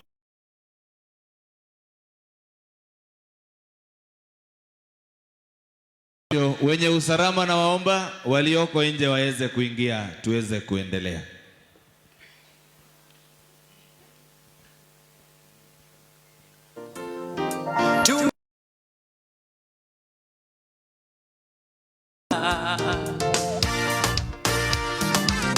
Mengi mazuri tumeyaona, Mungu umetenda, ni kweli wewe muweza.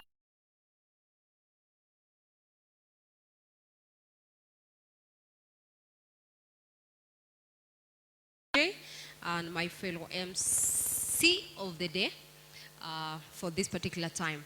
Now, tunakaribia mahali ambao kwamba ilifanya tuje wale wame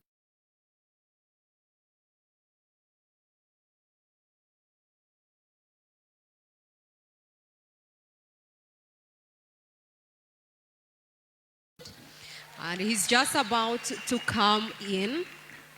He's just about to come in. The reason as to why you can't see the president and the secretary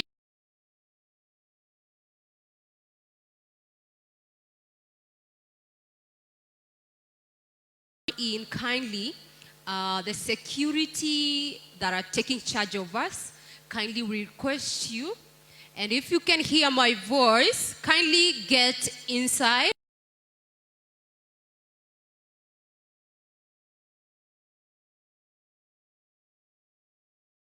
Message from the ministry that he lead, the Ministry of Youth Affairs, and I hope that message today being a special day for each and every Kenya Youth Organization member, elected and nominated leaders for us. And today is the beginning of a new journey to each and every one of you. Today marks a beginning of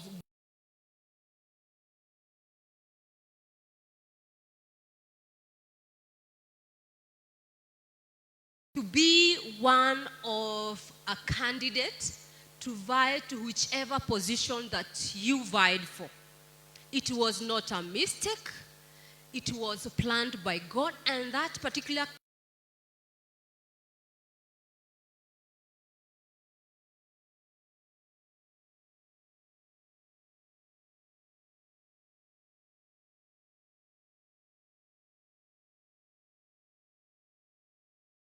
vision is very clear.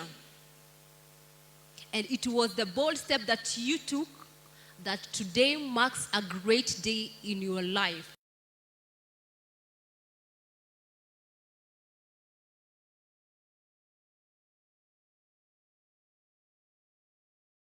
Not going to be the same again.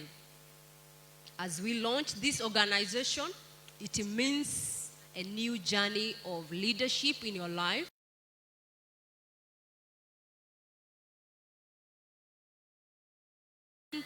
And even from the organization that subscribe to our vision and those that are in line with youth agenda.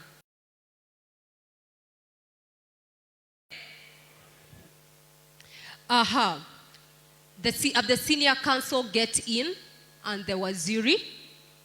I would love to take this opportunity to give 1 minute. Don't forget, we have ViewMax TV Kenya, whom are live on Facebook, Instagram, and Twitter. So usisahau, take a selfie to remember this day. Kwa sababu hii ni siku kubwa sana na itaishi kuwa kubwa because it's the start of new journey.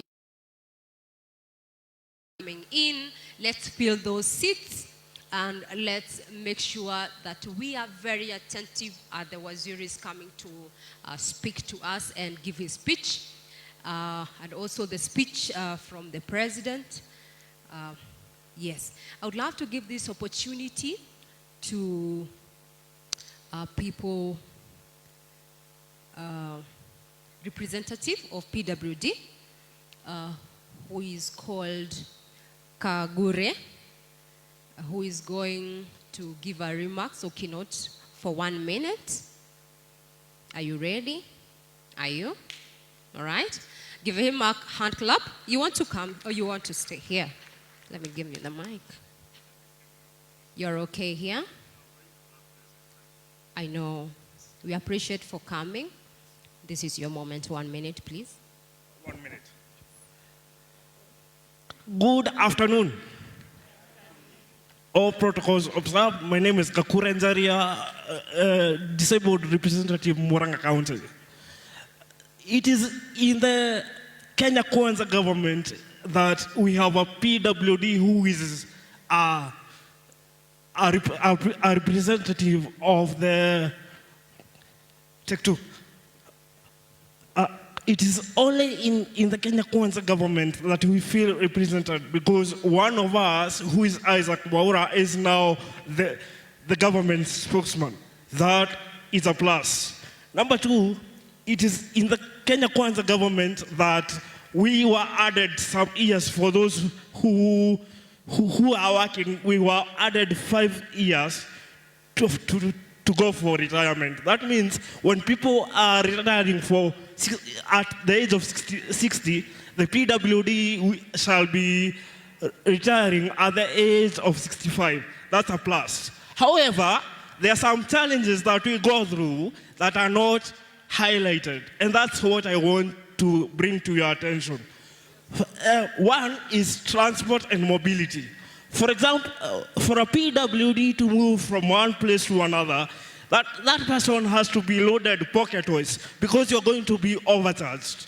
Because the vehicles the matatus does not have spaces for us to put our walking aid. So you make the overcharges for others. What is the solution for this? I would like to ask the government, through our ABCS for transport, Kipchumba Murkomen, to liaise with the NTSA and make sure that through inspection we have spaces for our appliances, because I do not see why I should be overcharged because of being a PWD. Number two, I want to talk about the discrimination in the Inua Jamii program. Now, when the program was being launched, I happened to have listened to the president's full speech, and he said, this money, and I quote, this money belongs to two groups of people, those who are 75 years old and every other PWD. But that's not what happens when it gets to the ground. Those people who are mandated to give us this money come up with new terminologies that did not exist when the money was leaving Treasury. Tell me, sincerely speaking, what does it mean when you tell me that I am not disabled enough, yet I have a disability ID, I'm a wheelchair user, yet somebody in the office thinks I'm not disabled enough just to block me from accessing the money? So how many people are going to be blocked just because somebody somewhere thinks you're not disabled enough? So what is the solution to this? I always say, and this is my slogan, that our problems as PWDs will come to an end when our offices will be occupied by people who look exactly like us, because they know our problems. As I conclude, I also want to talk about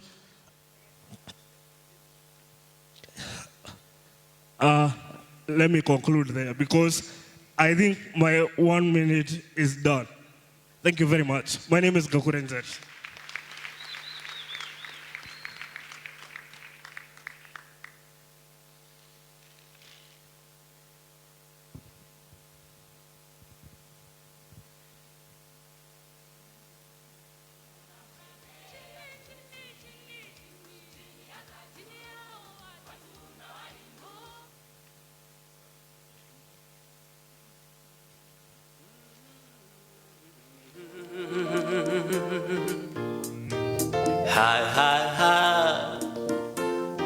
Tumeona mkono wake Bwana,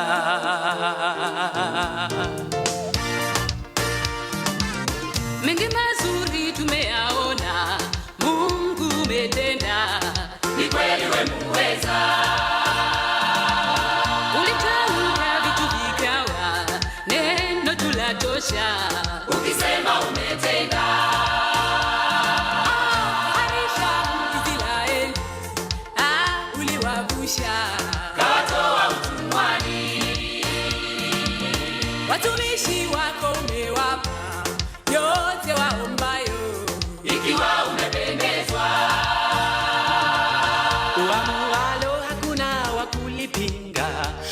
hakika we ni Mungu wa vyote.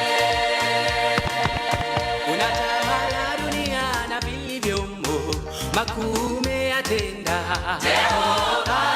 Hakika tumeuona Baba mkono wako Bwana, kweli matendo yako Bwana ni makuu, na umetutoa mbali kweli, ukatushika mkono Mungu mahali uliona pekee. Chini hata chini yao watu unawainua Mungu, sifa na utukufu ni zako. I did no vex for me. Say I never go you sins, but I hope that you are well. I hope your mind gets well. Every day I dey pray for you. Make you Baba God bless you. I never forget you. I gon' forget you. See my shoulder, make you rest upon me. You know I got you. Now me be your friend indeed. The money don't show now. I don't keep some for you. You know go so far. Cause anything I get now for me and you. Yeah. How are you, my friend? How do you do, my friend? I know sometimes it feel like say nobody said you. That's one I did for you, my friend. You read me out. You always stay in my mind. I did me gone. I cherish you with my life. Don't worry yourself, oh. Everything go there, you're right. And if anybody try you, those don't be on sight. See my show.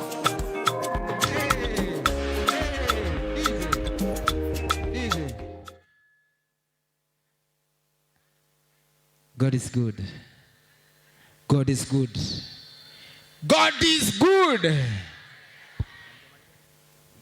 Thank you. Asante sana. Thank you so much. Our long-awaited guest of honor is here, and we would love to usher him in style. Viongozi, hey! Yeah, tunamkaribisha kwa style. DJ, uko tayari? I would love all of us to stand up. Kindly, the chief guest is here, Waziri ABABU. Come on, everybody, get your feet happy. Let's go. Come on.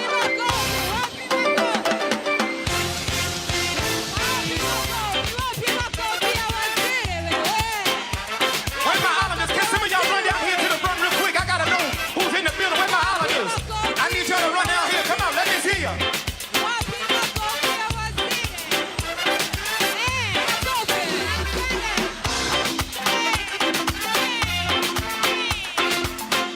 Come on, Jehovah, say it. Jehovah, you.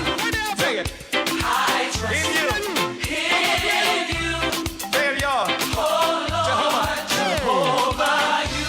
I trust, say it. I trust. Show me how to do it, y'all. In you. I believe, say it, say it. I believe you. I trust. Come on. Where y'all at? Come on, come on.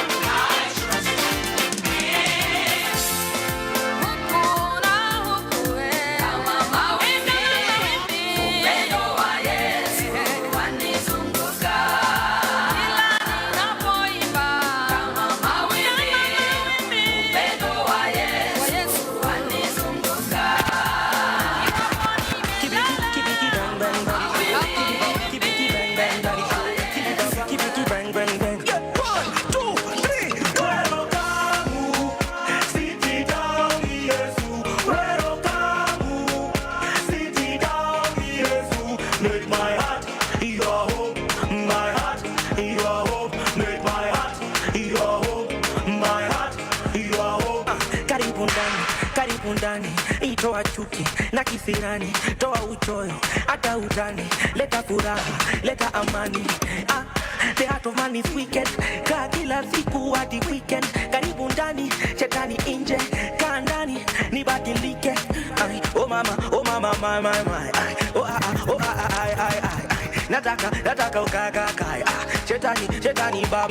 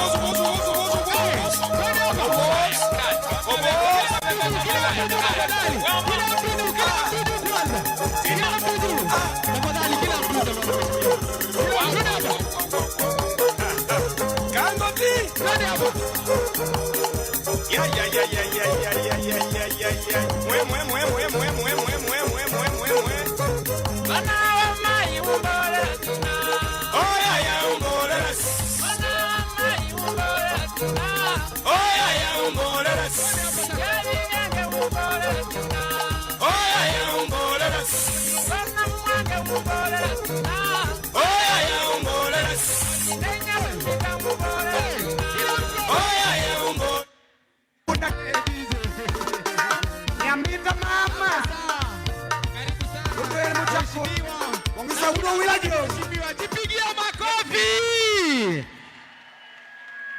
Kila mtu ni mheshimiwa, difference ni level, si ni kweli? Jipigia makofi, wewe ni kiongozi, piga makofi.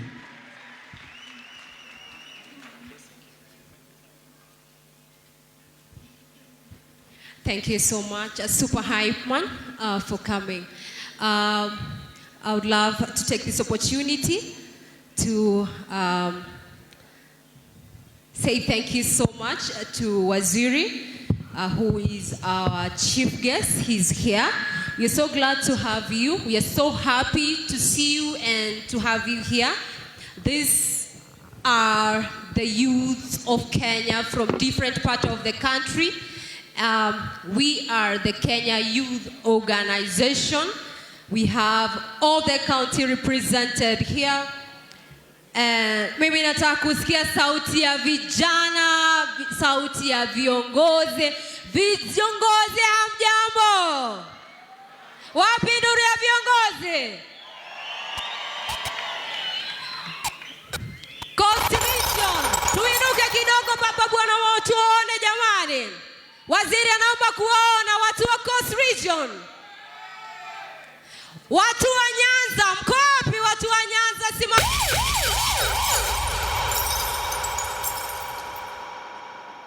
Watu wa Eastern, where are you? Thank you. Watu wa wapi? Watu wa Maiti Kiambu, mko wapi? Thank you. Watu wa wapi? Watu wa Western, mko wapi? Wapi?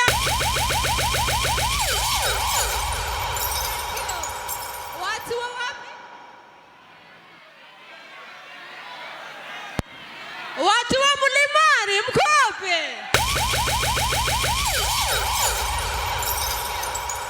Watu wa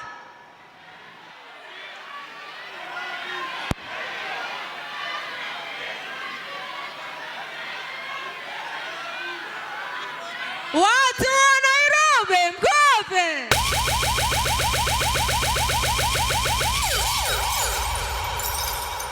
Wapi tumebakisha?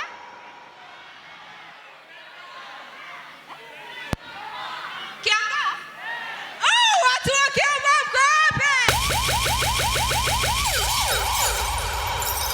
Thank you. Wapi? Watu wa Kisii, mko wapi?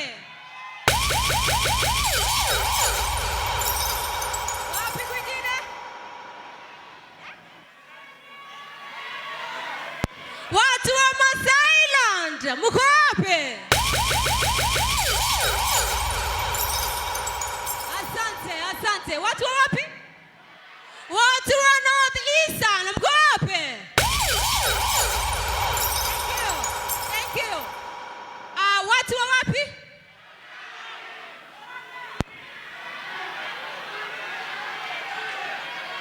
Watu wa Murang'a. Watu wa Murang'a, mko wapi? Thank you.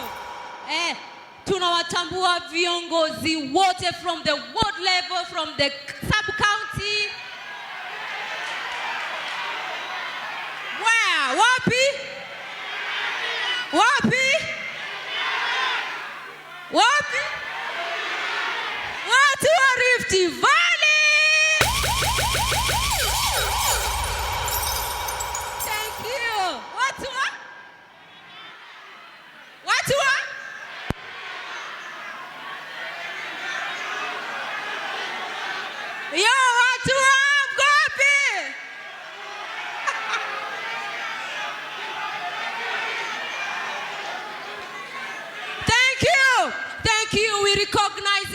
every leader right here. Asanteni sana kwa kuja. And right on about now, before I introduce the vice president, so that he can be able to introduce the president, would love to give this chance to the representative of people living with disability, of which he is Mr. Gakure. He has a short speech of 1 minute that he would love to deliver. Karibu sana. Thank you very much.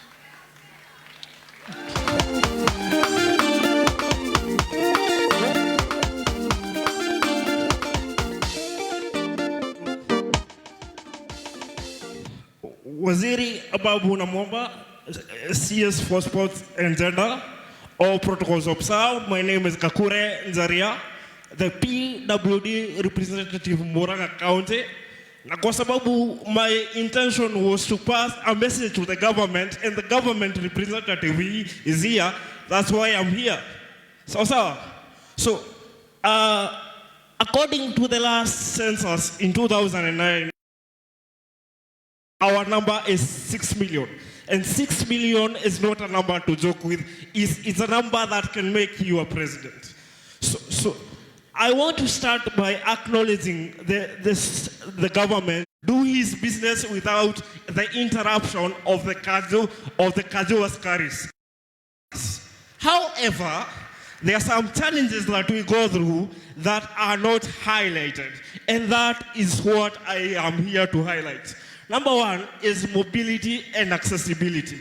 For a PWD to move from one place to another, you find that we are overcharged. Because, for example, a wheelchair user, you will have to pay for 3 seats because a wheelchair occupies 3 seats. And then you shall pay for your own individual seat, which comes. And that to me sounds like a punishment. It's like I'm being punished for being a PWD, because I do not see why I should pay 4 times. Yes, yet I'm covering the same distance that person who paid for 1 seat is paying. So what is the solution to this? Because I cannot just give problems and not give solutions. The solution is simple. I want to plead with the government to liaise with NTSA and our ABABU CS for transport, Kipchumba Murkomen, to make sure that we have empty specific places to put our walking aid, so that a PWD, it does not matter whether it is during rush hour or it is morning hours, we are sure that no matter the distance, no matter the time, you shall not be overcharged. That is the solution. Number 2, I want to talk about the discrimination in the Inua Jamii program. When the program was being launched, I happened to be fortunate enough to follow the president's full speech on it. And he was specific, and he said, this money belongs to 2 groups of people. Number 1, those who are 75 years and above, and those who are PWDs. He said, even if you are an amputee, you qualify for this money, because the fact that you don't have a leg, it means you are a PWD. End of quote. But unfortunately, that is not what happens when it comes to the ground. Those people who are mandated to give us this money come up with new terminologies that did not exist in the beginning to make sure that we are locked out of the program. They come up with terminologies like not disability enough. Your condition is not severe enough. My question is, what is the parameters that they use to measure the severity of the condition? Because number 1, I'm a wheelchair user.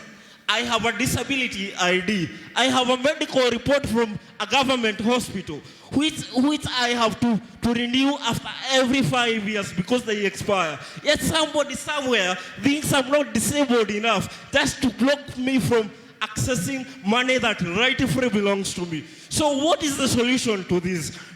the solution is simple. I always say our problems will come to an end when our offices will be occupied by people who look exactly like us because they understand our problems. All right? Now, the third point and my last point, I want to talk about the discrimination in the job market. Because there is a lot of discrimination. In fact, nowadays, being a PWD is a disqualification. When you are a PWD, unless the institution is disability oriented, being a PWD is a disqualification by its own. So you find that you are discriminated, and most of us, the biggest percentage are those who do not get jobs, even if you are qualified. For example, I want to give my own example because I'm the one who is here. I am a qualified radio journalist. I've done radio journalism, but there is a radio station that I went to ask for a job, and I was told I have to walk to work. So I have to go train myself how to walk, then come and work. So I get not to understand how comes that you tell me for me to work in that radio station, I have to be able-bodied. So please, because you are the government representative, look at that. I know radio and sport is one thing. So please tell us, do something to make sure that this discrimination comes to an end. Because when you tell me to go and walk and come back, and when I was born disabled, I knew there's no one day that I'll wake up and walk. So when you tell me to go, walk, and come back, that in itself is a discrimination. So please look at that, and God will bless you. My name is Kakure Zeria.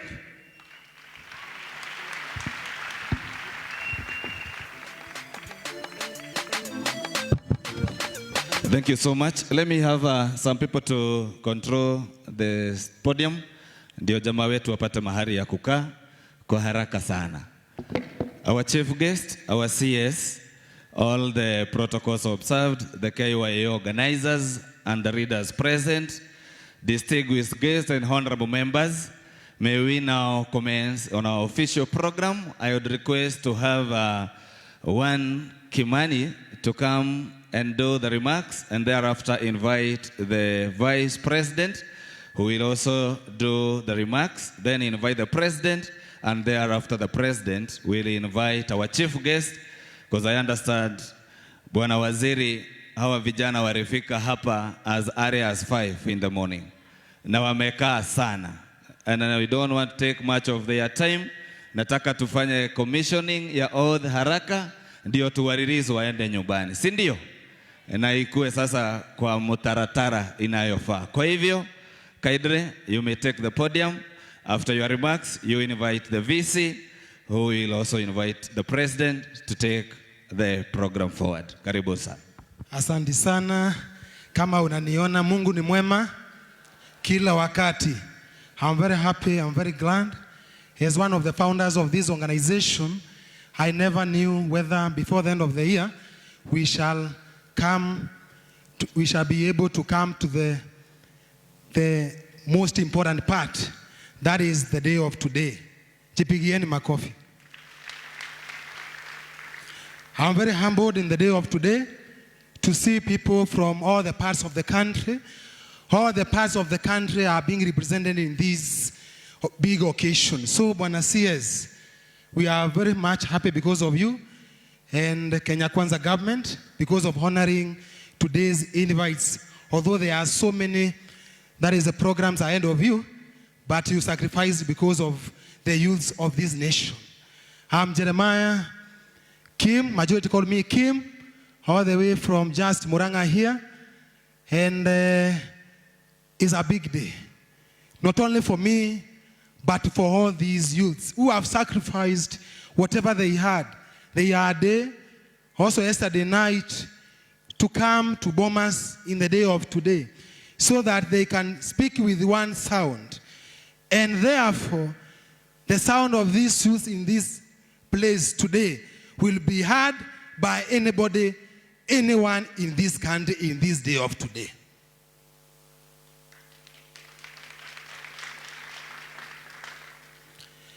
I told somebody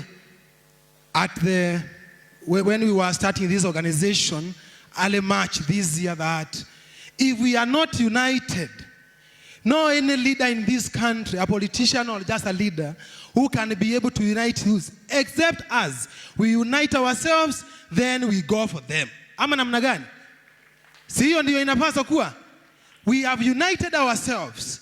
KYO has united Kenyans, youths all over the country. There is no any other organization which has ever united Kenyans of goodwill, Kenyans free without any payment from independence. We thank you. We shall walk with you people. We shall walk with you people even after 4 years. We shall still walk with you people because you are the founders. So many people ask about the founders. I say the founders are the people who are elected as the first people in the Yar region. If you are coming from Elgeyo Marakwet, that Kimuron area, or anywhere in Kenya, and you have been elected to represent the youth in KYO, you are the founder of this organization. You are the founding member of this organization in your area. If it is a ward, if it is a sub-county, the county, the national organizing body, you are the founder. The way they say that the late Mzee Jomo Kenyatta was the founding president of the Republic of Kenya. That means you are the founder. You are the people who are the founders of KYO in this country. And we appreciate you, and we shall walk with you even after 4 years. We shall still walk with you. Asante. Asante. So I'll take this chance to welcome the Vice President of KYO, the Vice President of KYO nationally, who is a great friend of mine, Karibu Sana. You address these big kidogo. Let me bet the program kidogo. Let me have Mr. Wambusi to do the remarks.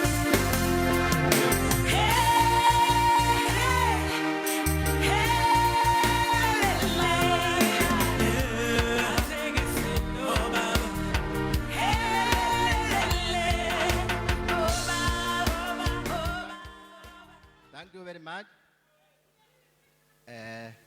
Our guest of honor, Super CS, Honorable ABABU NAMWAMBA, the other guest, my fellow youth of the Republic of Kenya.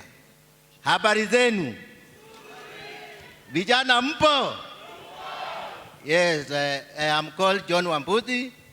I am the General Secretary, Kenya Youth Organization. And I have only one word to our Super CS. It is my humble request, Mr. Honorable ABABU NAMWAMBA. Likely we come from Western region. I request you that we have in the coming Youth Connect from 8 to 12, I request that you give the Kenya Youth Organization a slot so that they can come. They can come and share ideas with other youth within and outside Kenya. Another thing is, as we meet here today, I want to tell my fellow youth that remember when youth come together, great things happen. We have come here to start our journey to come 5 years, 10 years, I know where you are sitting, we have another super CS to take over after our youthful CS in the next government. I thank you very much. May God bless you. May God bless the youth of the Republic of Kenya. Tumpigie makofi. Asante sana, Miss. Thank you. Asante sana. Now is my humble submission to welcome my able Vice President, Madam Sarah Wanjiru, to come and make her submission. Welcome.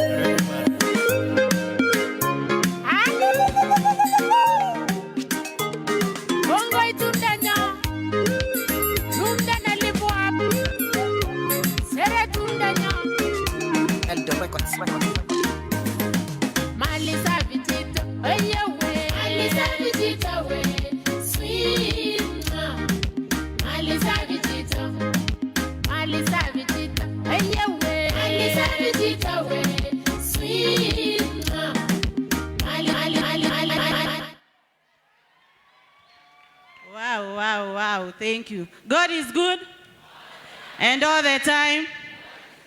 Wow, najua mmetoka, si ndio? But usiboeke, silo ndio ile siku yetu. Use power. Use power. Tusikie hii pande, use power. Use power. Ai, nyinyi mnatuangusha.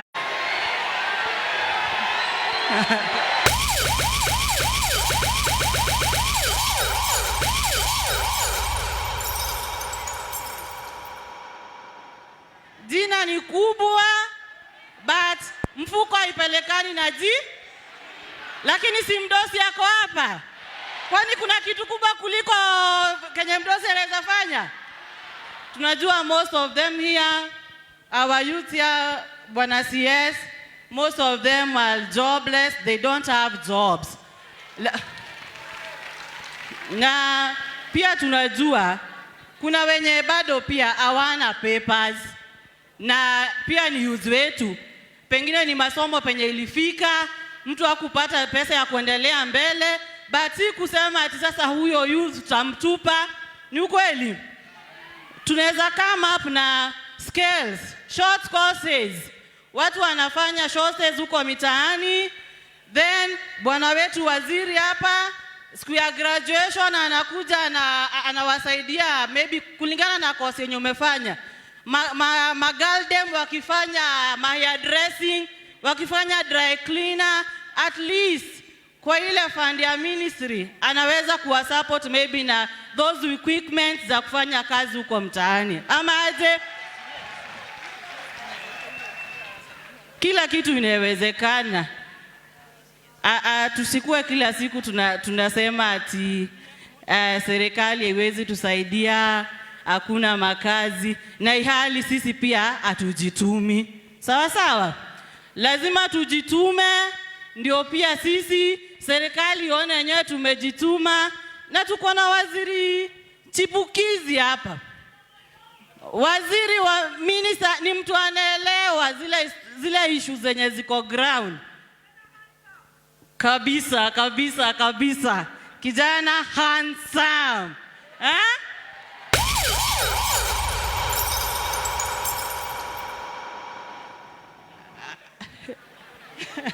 Ile kitu yenye naweza wapea hopes nayo, tumeanza safari and we are going far. As long as we are going to unite na tuongee na sauti moja kama youth, we are going to go far. And sisi wenyewe ndio tunajua zile shida zenye tunapitia, na sisi wenyewe ndio tutasaidia serikali na other leaders kutafuta solution ya mashida zenye tunapitia mitaani kwetu. Ama namna gani? Hiyo iko poa. Tunaomba pia nao kwa sasa kwa serikali maybe ya president, kuna kazi ilikuwa ya kazi vijani, kazi mtaani, na ilikuwa inasaidia youth wetu sana huko ground. Tungeomba na unyenyekevu hiyo kazi ikiweza kurudi itasaidia youth wetu wengi sana na youth wetu waache kukaa idle.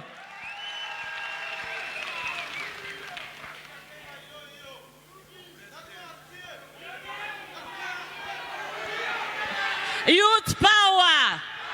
Youth power! Youth power! The final remarks yenye naweza sema ni kwa girl child. Girl child, I congratulate you all. Wale wote walielektiwa for trusting on yourselves na kuweza kusimama na kungangana na men's kwa race. Congratulations to every girl child mwenye alichaguliwa in the house.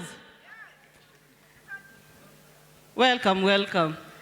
Kwa hayo machache ama kwa hayo mengi wacha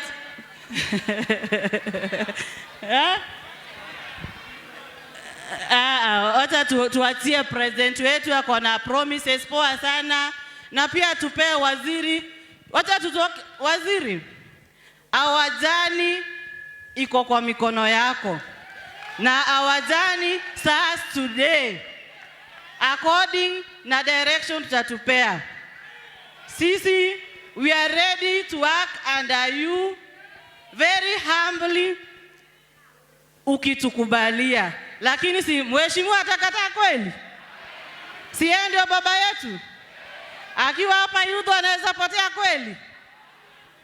We are ready to work with you, Mr. CS. Let me now, tuamkeni tafadhali. Before we have our president, a minute Vice P, through the request of CS, we want to have a Kirinyaga MCA to do 1 minute, then you invite the president. Kirinyaga MCA tafadhali. Mheshimiwa wetu kutoka Kirinyaga, yes, all the way from Kirinyaga, we really appreciate. Yes, you remain upstanding. After this, you invite the president. Jeshimpo. Bwana Waziri, the KYO team, and our vijana. Thank you so much for coming to grace this occasion. Na sisi kama vijana tumefurahi sana. Majina yangu ni Honorable Gishangi Bosco. I'm a nominated MCA representing the youth in Kirinyaga.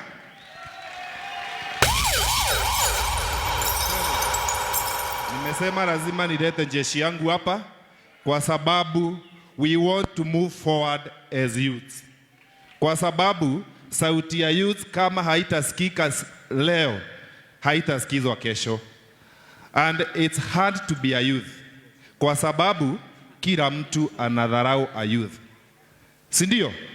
When it comes to job opportunities, 15 years experience, 10 years experience. Bwana Waziri, hiyo ni wewe unaweza tumalizia kama vijana wanataka kazi au wazee walipata experience yenye walipata wakiwa vijana. So through your Department of Sports and Youth, tungekuomba uongee na watu wa public service. Wakati wanaweka jobs kwa advertisements, hii experience pia tunaweza ipata tukiwa kwa hizo maofisi. Sindio? Kwa sababu tunaumia. These youths are suffering na tungekuomba tushike mkono na sisi tutakushikilia kwa sababu tumeamua kwenda pamoja kama vijana. Mwisho waziri, sauti yako ni kubwa. Hawa vijana walifika hapa 5 AM. Wengine walilala hapa na hawajakunywa hata kachai. Sindio? Waziri, sauti yako ya rais and deputy president, ukiongea na wao, hawa vijana watapata angalau kachai kadogo.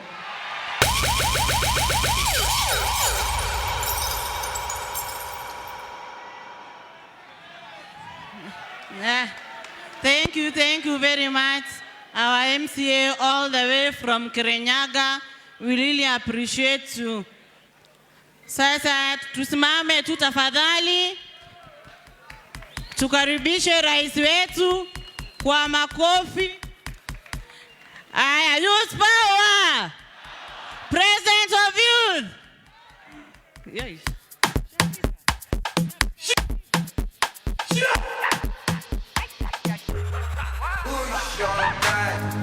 spiral. Now only me one life. See us we day like this sunrise. I will never leave your side. I will never ever. I dedicate my time to you, my guy. Even if the road be rough, I don't mind. 'Cause you be my G for life. Asante.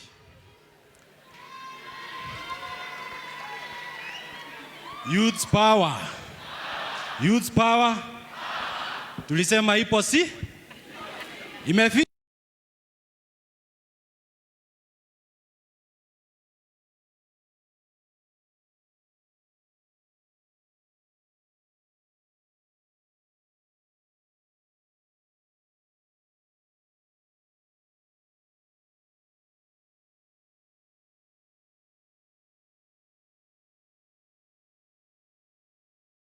Schedule ya waziri, we discussed with him na tukasema kwa sababu kuna maneno mzuri anataka kutuambia, we first give him a chance atuambie ile mambo atatusaidia nayo, ile mambo vijana watasaidika nayo kwanza wa KYO.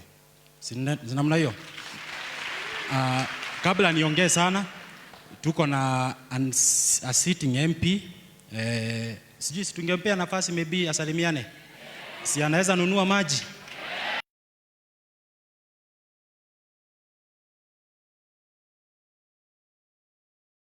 Please. Not the sitting.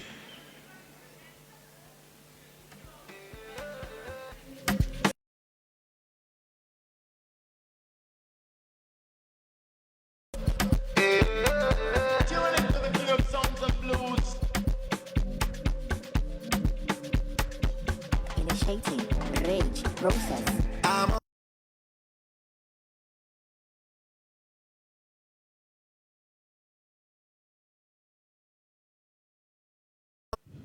Thank you, Bwana Honorable Waziri, Babu NAMWAMBA, the officials of the KYO, all the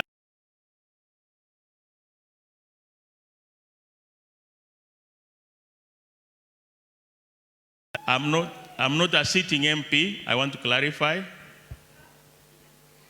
I vied, but I'm not a sitting MP. Otherwise, I've come here to show solidarity to the youth and urge them and encourage them to move on.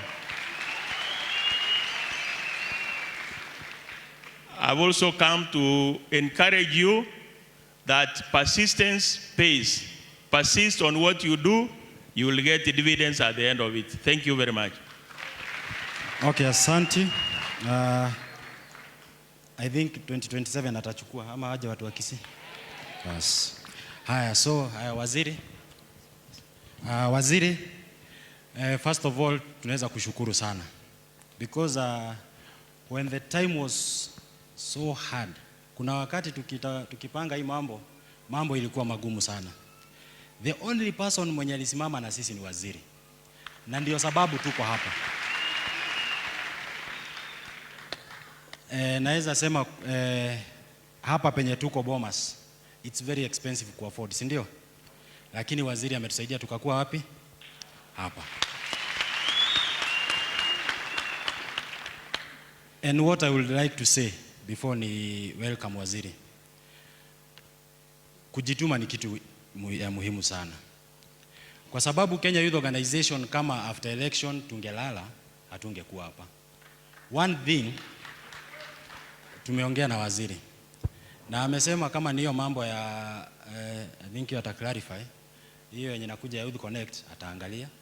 Kuna mambo yenye ilikuwa ya recognition ya serikali ataangalia. Kuna mambo ya ofisi ataangalia. Kuna mambo mengi sana. Kuna mambo mengi sana ambayo tutaweza kusaidika. Na wakati wenye tulikuwa tunaomba hizo viti, tulisema tutajituma. And I know hata hii mwaka inaweza kosa kuisha na tutaenda wapi? State House. Na tukifika State House, nitasema venye watu wa Nairobi wanasemaga kuna maziwa mingi. ama namna gani? Na maziwa nikisema kuna kazi, kuna opportunities, tutaweza kupeleka agenda zetu za youth huko. Ama si namna hiyo? Kwa saizi waziri, kuna challenge moja tuko nayo. Na sisemi hivyo kwa ubaya. Kuna wakati age limit ya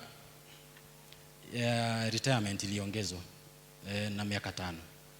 Hapo ndio kazi ilianza kufanya nini? Kukosa. Kwa saizi ukapunguza na 5 years, vijana wengi sana watapata kazi. What I want to say is this. We have millions of youths unemployed. We have millions of youths ambao hawana hata ile shilingi moja kwa mfuko ya kuweza kujituma. Lakini nyinyi mmejituma. Na kwa sababu ya kujituma lazima tuwapiganie kwa njia zote. Hii mkutano haijaanza hapa. Tulianza kwa counties. Si ndio? We have done launching kwa counties waziri. Tumefanya programs mingi sana. Mingi hata sisi ndio tulikuwa, I remember kuna wakati tulikuwa napanda miti Lamu, Embu, a lot of places. Sisi ndio tulikuwa natoa pesa ya kununua miti na tunaenda tunapanda. We came to realize kuwa ati kuna watu wanapanda miti wanalipwa. Kuna kitu inaitwa blue economy? Blue carbon. Tunataka tujue mambo vizuri because there are people who are minting millions. Kwa ile miti yenye tumepanda kidogo, tumepanda around 20,000 trees. Tungekuwa na pesa around some 100 millions. Tunataka tujue na tushikwe mkono tuonyeshwe hiyo nini? Hiyo njia. Si ndio?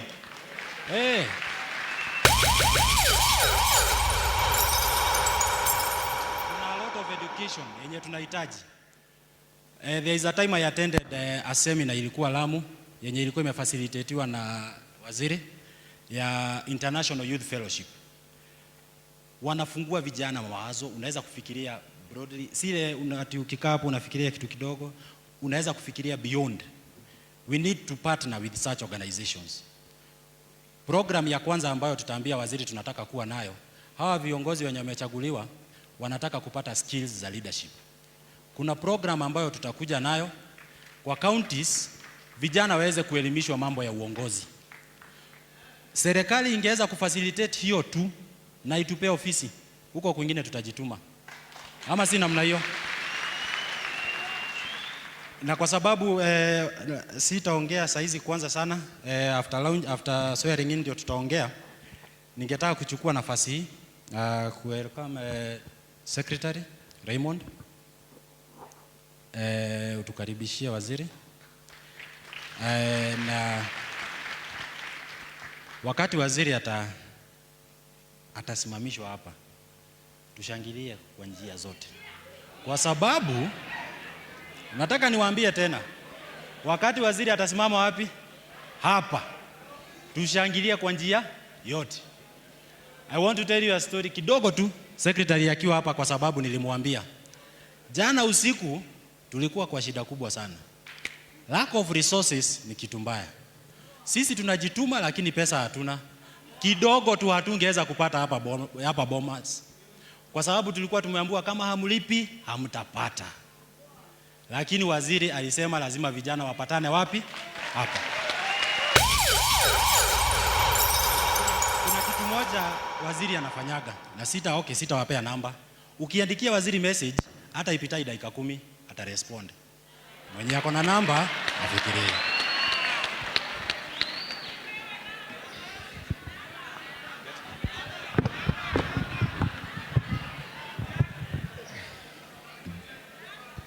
KYCO jambo.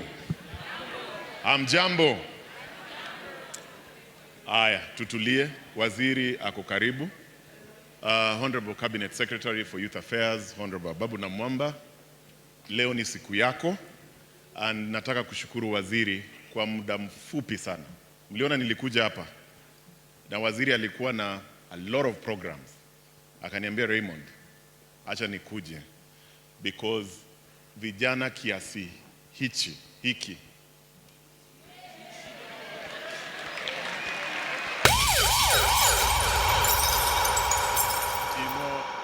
Kiswahili ilizaliwa wapi? Tanzania.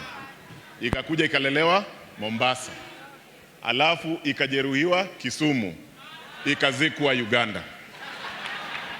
So niko karibu na Uganda. So waziri, thank you so much kuitikia wito wa vijana. And Bomas is a special place. I want to tell you. Bomas sio pali. Bomas is a very special place. So kuleta Kenya Youth Organization kuwa hapa Bomas, I believe the next future yenye mnaenda kuchukua is going to be very great.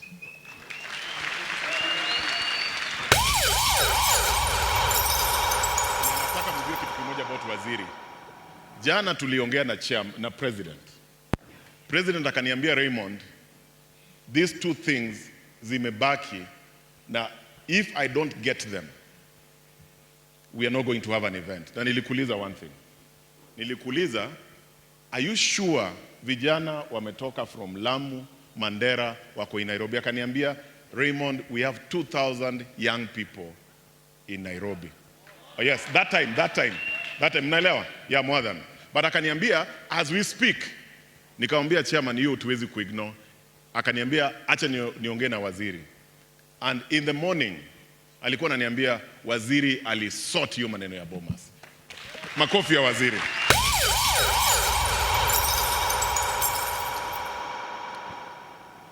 Sitaki kuongeza vitu mingi before waziri akuja aongee kitu, but I want to tell you one thing. Mimi ni katibu wa vijana. One thing, Bwana President and the team, that I want you to look at. You are an army of thousands of young people. Saizi mna command millions. I want us to ende kwa our local places. Let's register these organizations. Because nataka niwaambie kitu kimoja. Mko na vision kubwa and you are very great young minds. Tunataka muangalie how mnaenda ku benefit from government from now moving forward. Sindio? Nataka engagement yenu ikuwe hivi. The next time mmeita waziri Bomas, mtambia waziri, nataka muite waziri Chelugui, tuko na vijana hapa wako registered, hizo funds za cooperatives tunataka tupate. Hiyo wakati mnaita waziri aite CEO wa Hustler Fund. Aseme CEO, vijana from Lamu, from Bungoma, from Vihiga, from Makueni, from Kiambu, tuko na hawa vijana wako registered, acha wapatiwe fund kubwa ya kuwasaidia. Mimi ni mtu wa mkono wa waziri, so nataka niwapange. So that next time mkimuita, hatutaki waziri atoe pesa kwa mfuko yake, tunataka serikali ipatie vijana pesa kwa mifuko.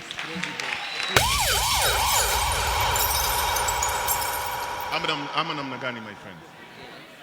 Lastly, you deserve to be heard. You deserve to be heard.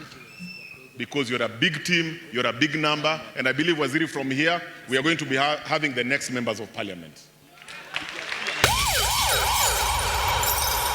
Now, from hapa, mnaweza kuwa na waziri wa vijana, anaweza toka hapa waziri. Na namalizia kushukuru waziri kusema kitu kimoja. Waziri, who is my boss, today is a founding member of Kenya Youth Organization. In terms of the goodwill, because you are Kenyan youth who are rightly and have a right to be served. Kwa hayo machache, nataka nichukue fursa huu.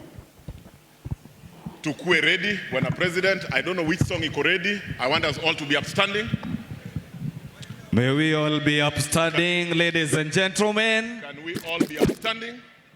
And this is the moment. Nilisikia hapa nyuma mkisema, na nikaangalia waziri akasmile. Mlisema waziri, nikasikia mtu akasema hapa kijana handsome. Yes. Nikaona waziri akaangalia hapa na ladies were showing kijana energetic, kijana. Aya, sasa DJ, nataka tukaribishe waziri.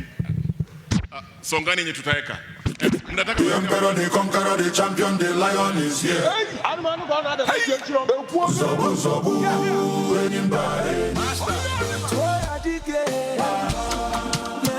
And now, ladies and gentlemen, the Kenya Youth Association, we usher in the stage. One and only the Wapi Kelele, na makofi ya CS ABABU NAMWAMBA. Wapi shangwe? Karibu sana waziri. Wahudumia vijana.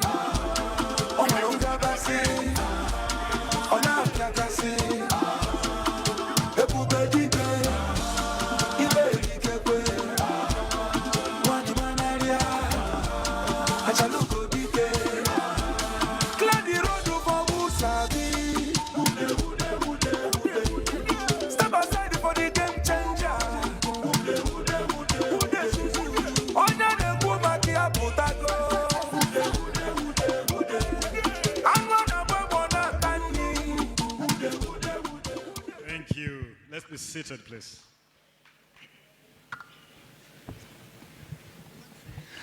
Nawaomba kwa heshima kuu, kama tumesimama, viongozi wa Kenya Youth Association waweze kumvarisha kofia kama ishara ya uzinduzi rasmi wa Kenya Youth Organization. Wapi shangwe na vigeregere. And it is now official that waziri amekuwa mmoja wa sisi. Asanteni sana. May we get seated. Vijana oye! Vijana simameni, munipe kelele kiasi nione. Makofi. Nirasha. Ndio masaa yetu. Makofi. Music ikikuna unapona tena kuna bana kuna shona kila kona kama kuna raka sana. Thank you, DJ. I am absolutely delighted. Nimefurahi sana kufika hapa kuungana na vijana wa Kenya. Ninapotizama kwenye ukumbi huu, kulia, kushoto, huku mbele yangu, nyuma yangu, ninahisi msisimko wa vijana wa taifa la Kenya. Yani ninawafeel vinoma sana. I feel your energy. I feel your passion. I feel your enthusiasm. But more importantly, I feel your readiness to transform Kenya for better.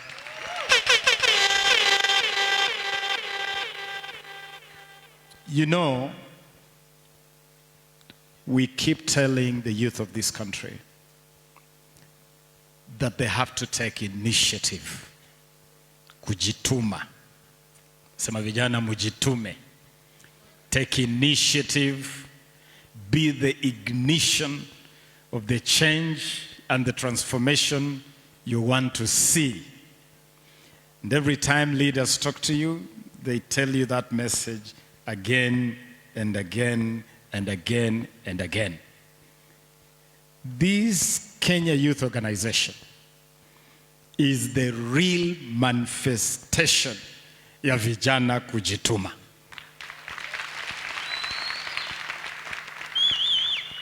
I have listened, seated here, and I have put that together with the conversations that I've been having with your very distinguished President Chuchu here. And I have observed the activities you have been undertaking across the country, including your participation in His Excellency the President's agenda to plant 15 billion trees in 10 years, including the work you did on the National Tree Planting Day. I have looked at your 5 objectives that have brought you together: environmental conservation, talent nurturing and development, awareness of drug and substance abuse, life skills development, economic empowerment, and I have told myself, this is it. This is it. I've said, this is it. You are a platform of young people from across the length and breadth of our beautiful country, Kenya.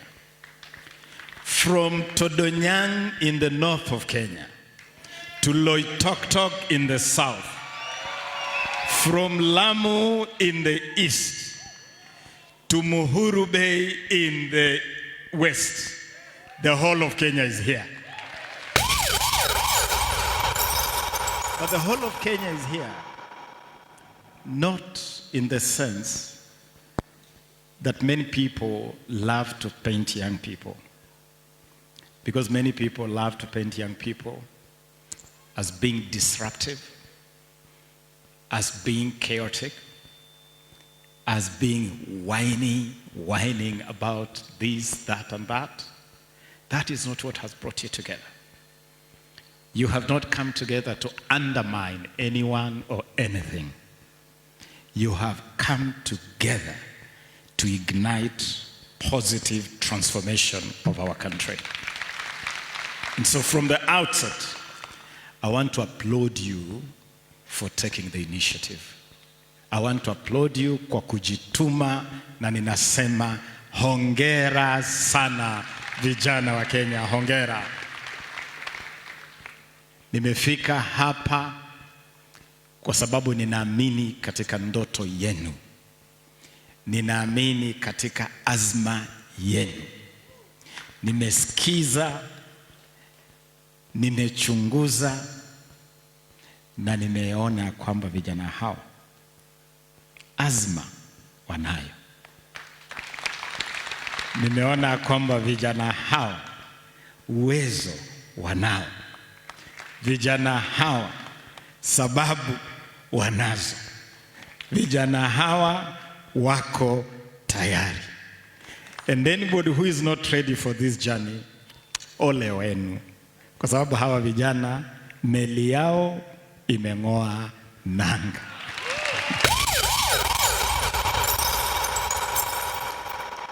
Let me tell you, good people, we have an amazing country. Kenya is an amazing country. It is a beautiful country. It's a country full of promise, full of potential. And I speak to you as a person who has been around. I've been around. I've lived in several parts of the world. I've spent time in the Netherlands for school. I have lived and gone to school and worked in the United States of America. I have been around. I have seen the world. And I can tell you, Kenya is still the love of my heart. And there is no place like Kenya. We have a beautiful country. But to unleash the full potential of this country, to make the promise that Kenya holds come true, we must include everybody in pushing this country forward. And that is why today I can stand here and tell you, the government of His Excellency William Samoei Ruto has chosen to anchor its thinking, its policy framework, its measures, its governmental operation on one key defining feature: inclusivity. Inclusivity, inclusivity, inclusivity. If you are to pick one feature that defines the thinking of your president, President William Ruto, and his government, is that we are deliberate, we are intentional, we are structured in leaving no one behind. Because we must not leave anyone behind. And I want to tell you therefore, even as we start this journey, I want to plead for your patience. You have a president and a government who inherited many years of doing things the wrong way. We found a country that was reeling in a state of neglect in many areas of our society, including the inclusion of our young people in driving our country forward. We are clear that the challenge of fixing these many years of neglect is not an easy challenge, and it will not happen overnight. But what is important ni kwamba tumefunga mkanda, tuko tayari na tumeanza safari ya kurekebisha makosa haya ya kihistoria, tupeleke Kenya mbele. Na kwenye safari hiyo, we need the energy, the passion, and the imagination of our young people. I want to assure you, as the Cabinet Secretary responsible for youth affairs, the creative economy, and sports, that this government has succeeded in consolidating all measures touching on young people under the same roof. It is the first time in the 60 years of Kenya's independence to have a government whose architecture has consolidated all youth-centric activities under one roof. And so, under my ministry, we can consolidate policies for the youth as youth. Under this ministry, we have a platform to deal with that whole area called the creatives. So those of you who are in the creative sector, music, film, theater, fashion, pageantry, fine art, literary arts, all that space, including the new explosion called content creation, you have a home in this ministry. Those of you who seek to build a career by developing your sporting talents in football, in rugby, in athletics, in volleyball, in hockey, in all disciplines of sports, you have a home here. And so for the first time, the country has all youth-centric activities under the same roof, which has never happened before. And through this rejigged, focused architecture of government, we are putting together deliberate plans. The number one challenge for our youth today is employability. The ability to earn a respectable, sustainable living. And I know that all the youth of Kenya are incredibly hardworking. They are incredibly well-skilled. There's no country on the continent of Africa that comes close to Kenya when it comes to skilling our young people and energy and entrepreneurial spirit of our youth. No country comes close to us. Through this ministry, we are making sure that we consolidate plans, policies, legislation, measures to make it easy for you to earn a living. We have just completed preparation. A teacher or a lawyer like myself, there are those of us who are wired to be technicians. There are those of us who are wired to be entertainers. There are those of us who are wired to be sportsmen and women. We will give you the opportunity to become what you are wired for through our programming. And that is why today I take this opportunity to invite the youth of Kenya to take advantage of the Talanta Hela initiative. Because Talanta Hela is what those two Swahili words exactly mean. Talanta Hela. It is where talents become money, where we transform your talent into livelihood. And we are doing it in a very deliberate fashion. Today, those of you who love football, those of you who enjoy football, and many of you enjoy football, must be mesmerized by the Kenya Under-18 Junior Harambee Stars and their performance at the Sekafa Under-18 tournament in Kisumu and Kakamega. They'll be playing Kakamega this afternoon. You may want to know that that team is the best manifestation of Talanta Hela in action. Because that is a team that we have developed deliberately by supporting the school ball games, selecting the best players, bringing them to the Kenya Academy of Sports, funneling them out to clubs and foreign academies. Boys like Aldrin Kibet, Alvin Kasavoli, Amos.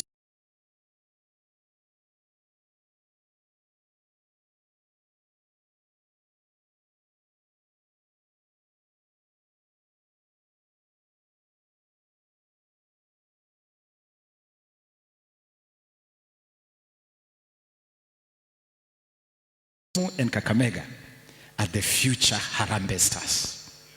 And as we prepare to host AFCON 2027, we already have a future Harambee Stars for AFCON in these boys.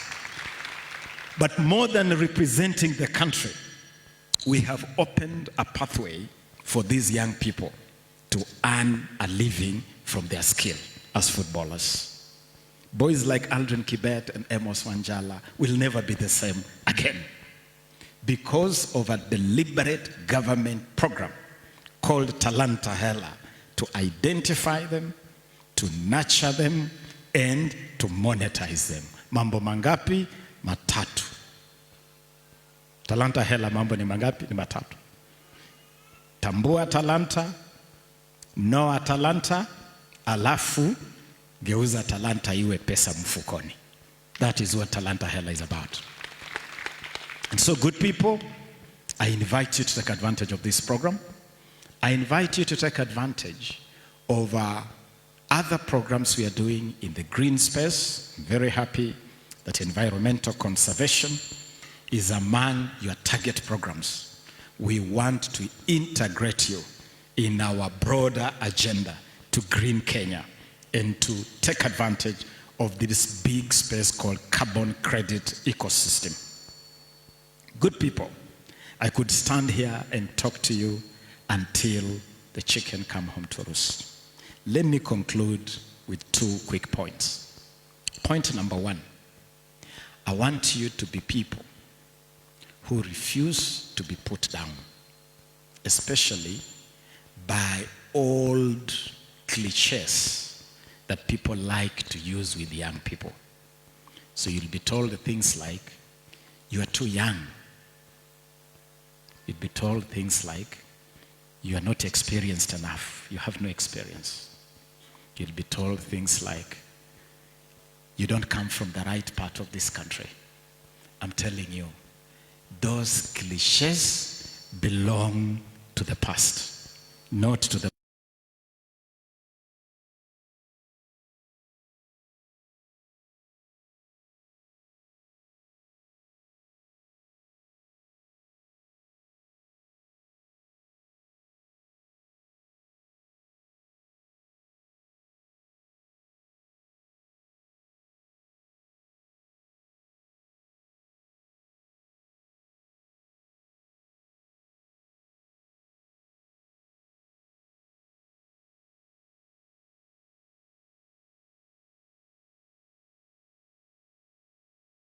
telling you have no experience. Someone gave them a chance to start their journey.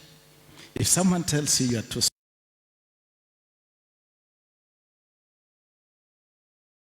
never the size of the dog in the fight by the size of the fight in the dog in that fight. That is what matters. What matters in this life is the fight, the size of the fight in you, the size of the drive in you, the size of the passion in you. And what I see in front of me here, you guys, you got a giant-sized fight in you.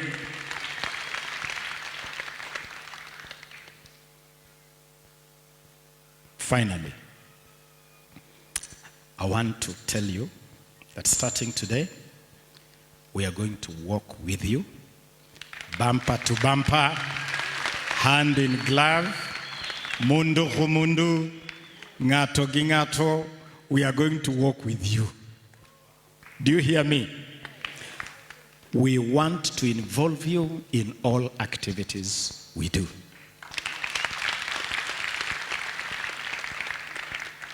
Number one, our flagship greening project, which we are conducting as a partnership between the Ministry of Youth Affairs, the Global Center on Adaptation, based in the Netherlands, the University of Nairobi, and the University of Groningen, also based in the Netherlands. We call that project the 1 Million Youth Green Army for Climate Adaptation. I want you to allow us to adopt the Kenya Youth Organization as the ignition.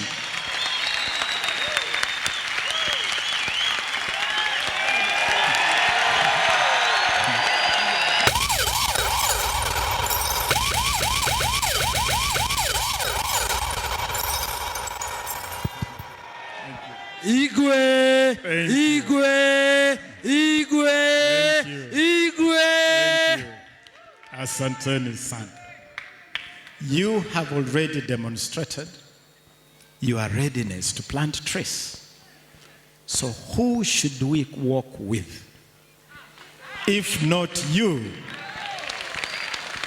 If we are recruiting the 1 million youth green army, who should we recruit if not you?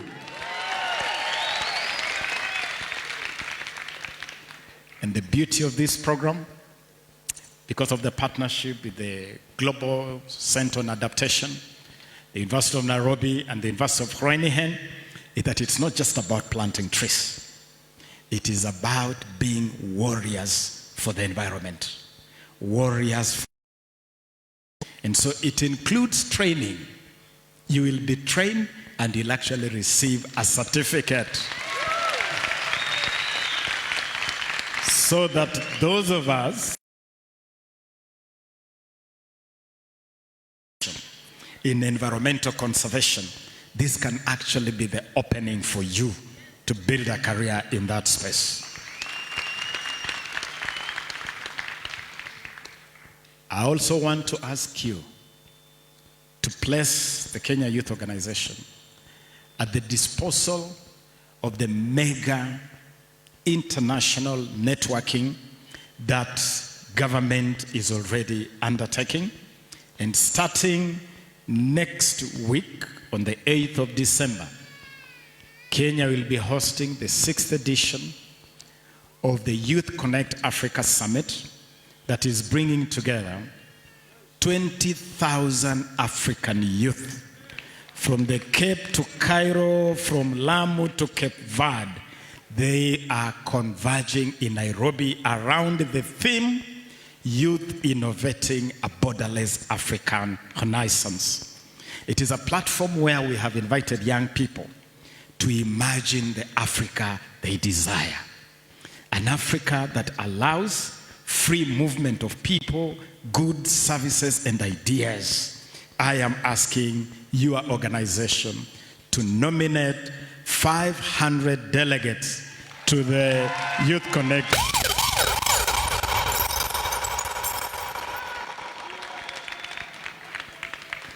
And I can disclose it to you here that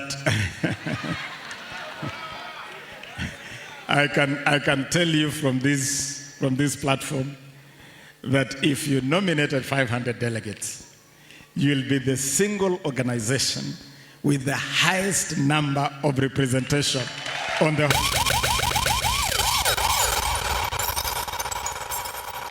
Remember, we are bringing delegates from all the 53 African countries with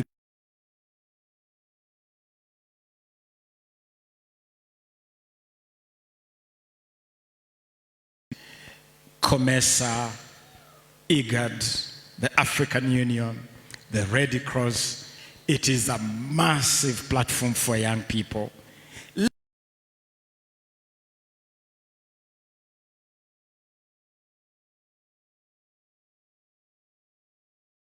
I also want to ask you, good people, to avail your leadership, and I have met your leadership. I want to ask your leadership to be available to sit with my team, AYO, in the Talanta Hela rollout countrywide.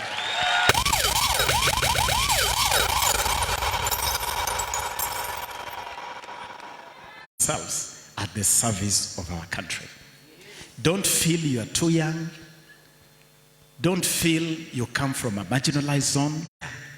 The northernmost part of this country has proven to our under 18 coaches that he's easily the greatest football goalkeeping talent. I see the next MCS. I see the next members of parliament. I see the next cabinet secretaries. I see the next president of the Republic of Kenya.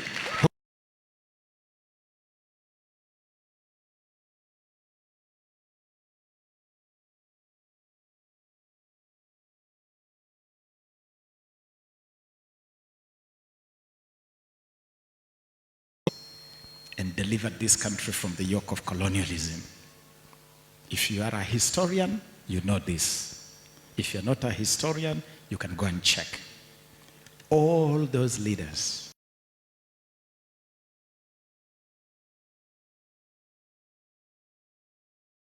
Oginga Odinga, all of them entered the struggle incredibly young. Incredibly young. Jomo Kenyatta placed himself at the disposal of Abdel Nasser in Egypt. All these leaders started the struggle as youth in their 20s. When you look at Jomo Kenyatta